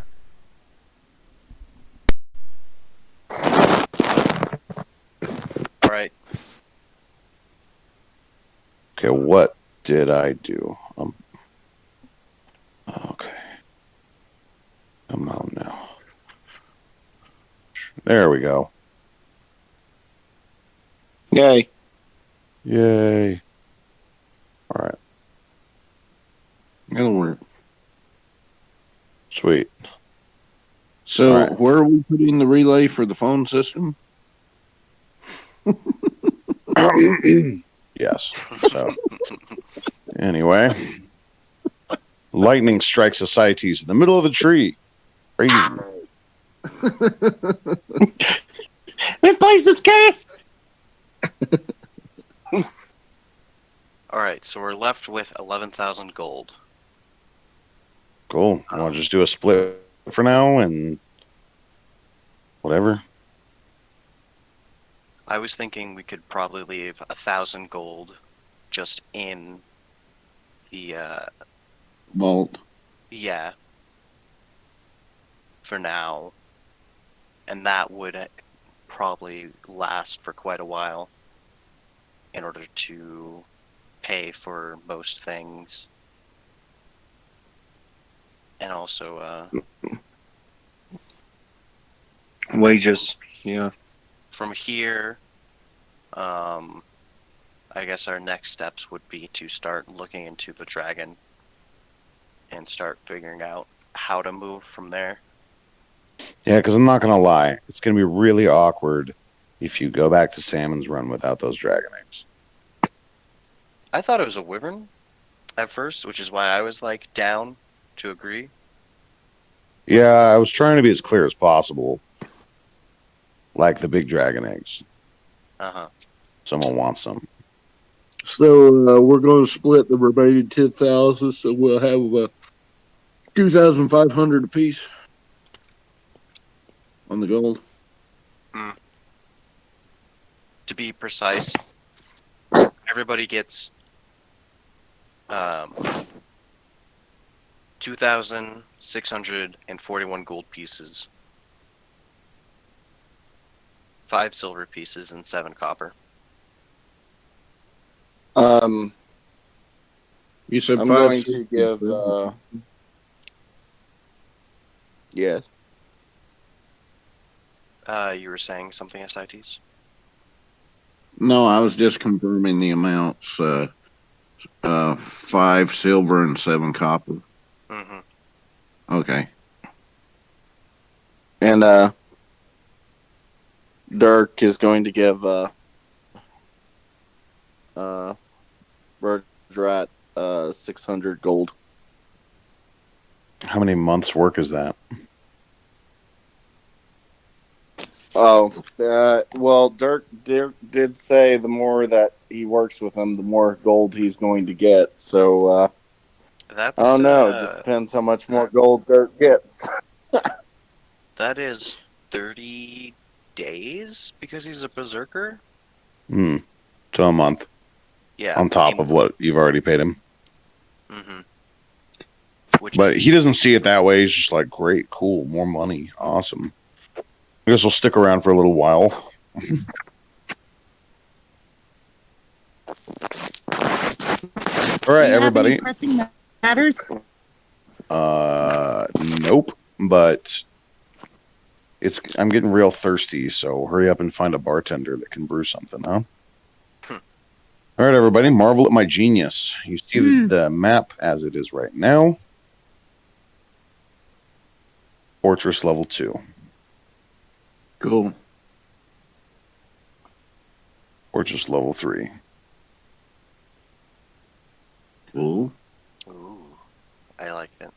Of course, the tavern and the caravannery and the Herbalist shop only have 2 floors, so they're identical on 2 and 3. But hey, And then the this vault's map is just- going to be the so vault's- great. The vault's just a hole in the ground somewhere, right? Correct. Okay. I figure I it think could be underneath one of these hollow tree trunks or something. We could probably just make it underneath the main one. Keep the gold nice and centralized. Where's the entrance? underneath where the blue tree was. It's I hidden. feel like it probably is not a good idea to cut down that blue tree or move it. No, that's Henna's life source. Yeah, so Okay. How about under the tree that the chick died at? The Fae, her sister? That one? This one right here. No, we weren't over there. Wait, hold on. No. Where am I? Oh, wait, that's not even the right tree. Sorry, I zoomed in and I switched position. it was this one. Yeah. And we it's could this one. and we could put a trap, a password on the door, a magic password.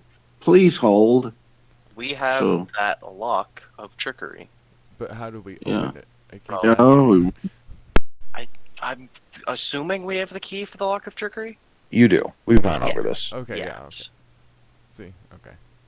Then yeah, the lock of trickery with the door. Yeah. And if you do want to trap it, I can charge you for a trap.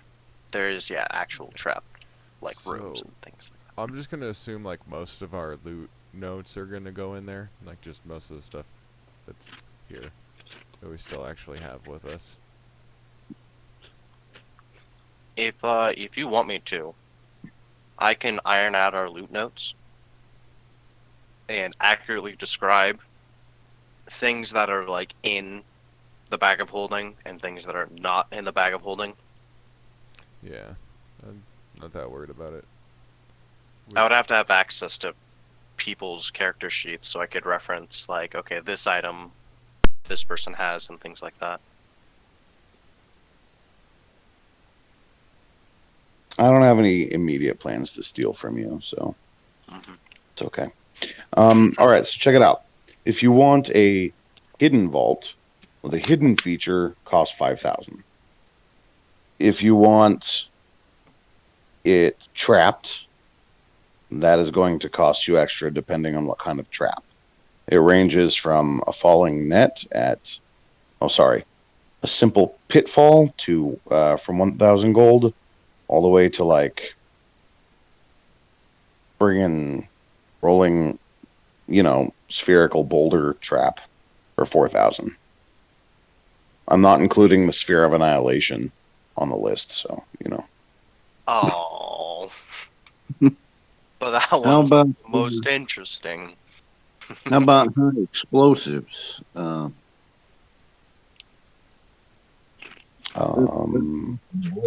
would think wise just so we can catch the culprits. Besides, you'll do damage to the trees. What about like poison arrows that would paralyze them or something? There's the poison Yes. dart trap. Poison darts, 2,500 gold pieces. And maybe like a couple levels down the line we can get a Spear of Annihilation. Yeah, and it requires a 7th level spellcaster. I mean, 7th spell level, like level 14. Mm. And that's a wizard, too. Like, I'm pretty sure a wizard's the only one that can make a Sphere of Annihilation. But, please, keep in mind, for next session, the properties of your war room. Journeys planned in the war room and then undertaken by owners of the structure and their allies always take 1/4 less travel time, round down, than they would otherwise would. In addition, when a structure that contains a war room is under attack, all creatures fighting in the structure's defense add 1d4 to their attack rolls to hit. So, by planning a journey in the war room, you can cut down your travel time by a quarter. Mm-hmm. Regardless of distance? Regardless of distance. Nice. This is achieved with a magical map. Does perhaps this magical map indicate potential spots for a dragon's nest? Such as large caves. It's kind of like a projection that projects places that you're aware of. Hmm. We don't know any location of the cults, and we don't know the exact location of the dragon. So I Well, guess a good Go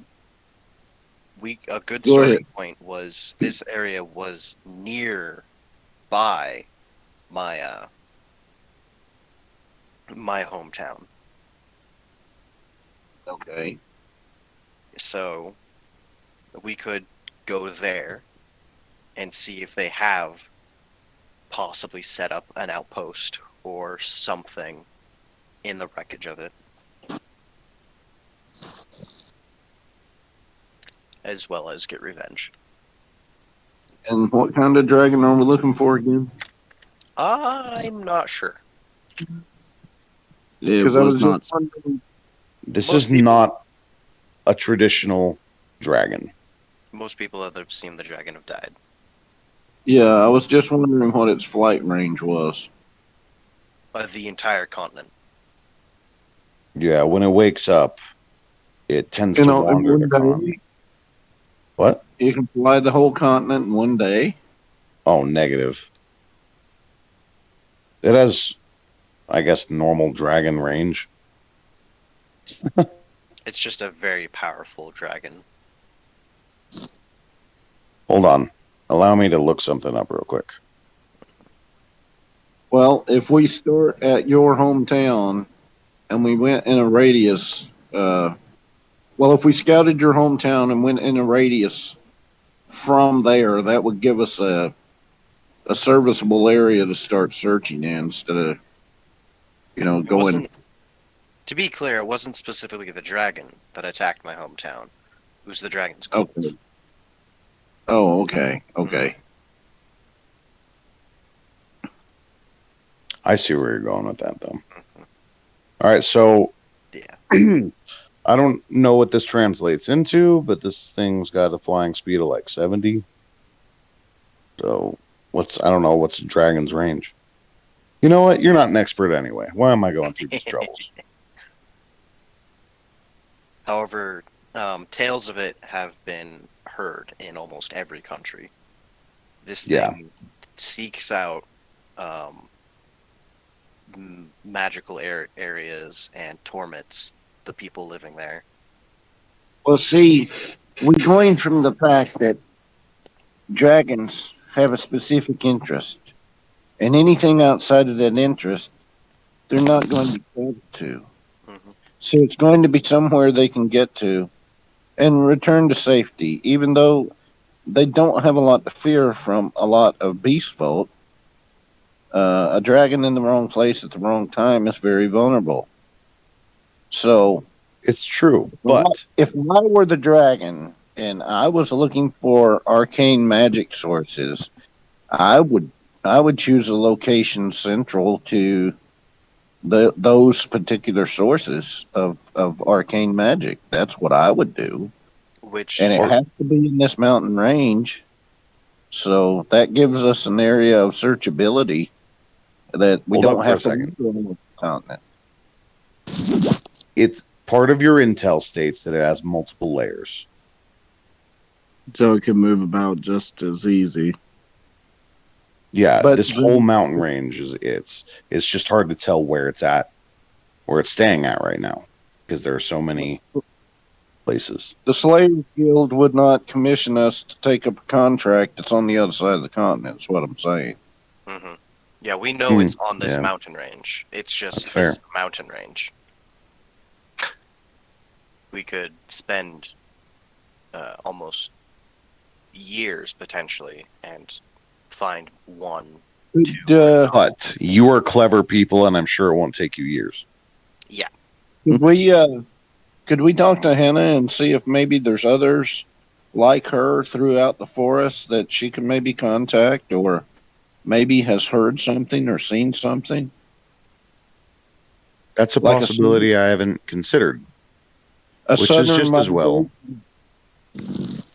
Well, I mean, Sorry. like a sudden migration of animals that are particular to an area, and then all of a sudden they leave that area. Why would they leave? Did the cultists come in? Did the dragon come in?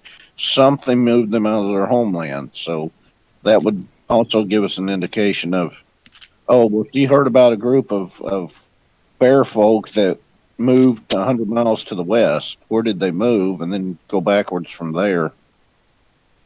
Just thinking of possibilities here. No, I got you.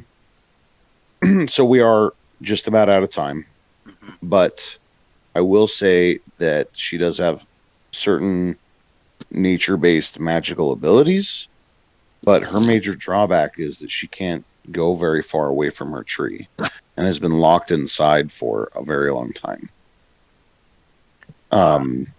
So while she can talk with animals, she doesn't have very good range. What's up, Lesk? Just throwing out a potential plan for next session. We could journey to my hometown, inspect what is going on there, if there's potential to find information there. If not, then we could return back and possibly invite, use the caravansary and ask around there information from the various traders that have come to trade with our area. And Yeah. beyond that, we would have to start going area to area and asking people. Well,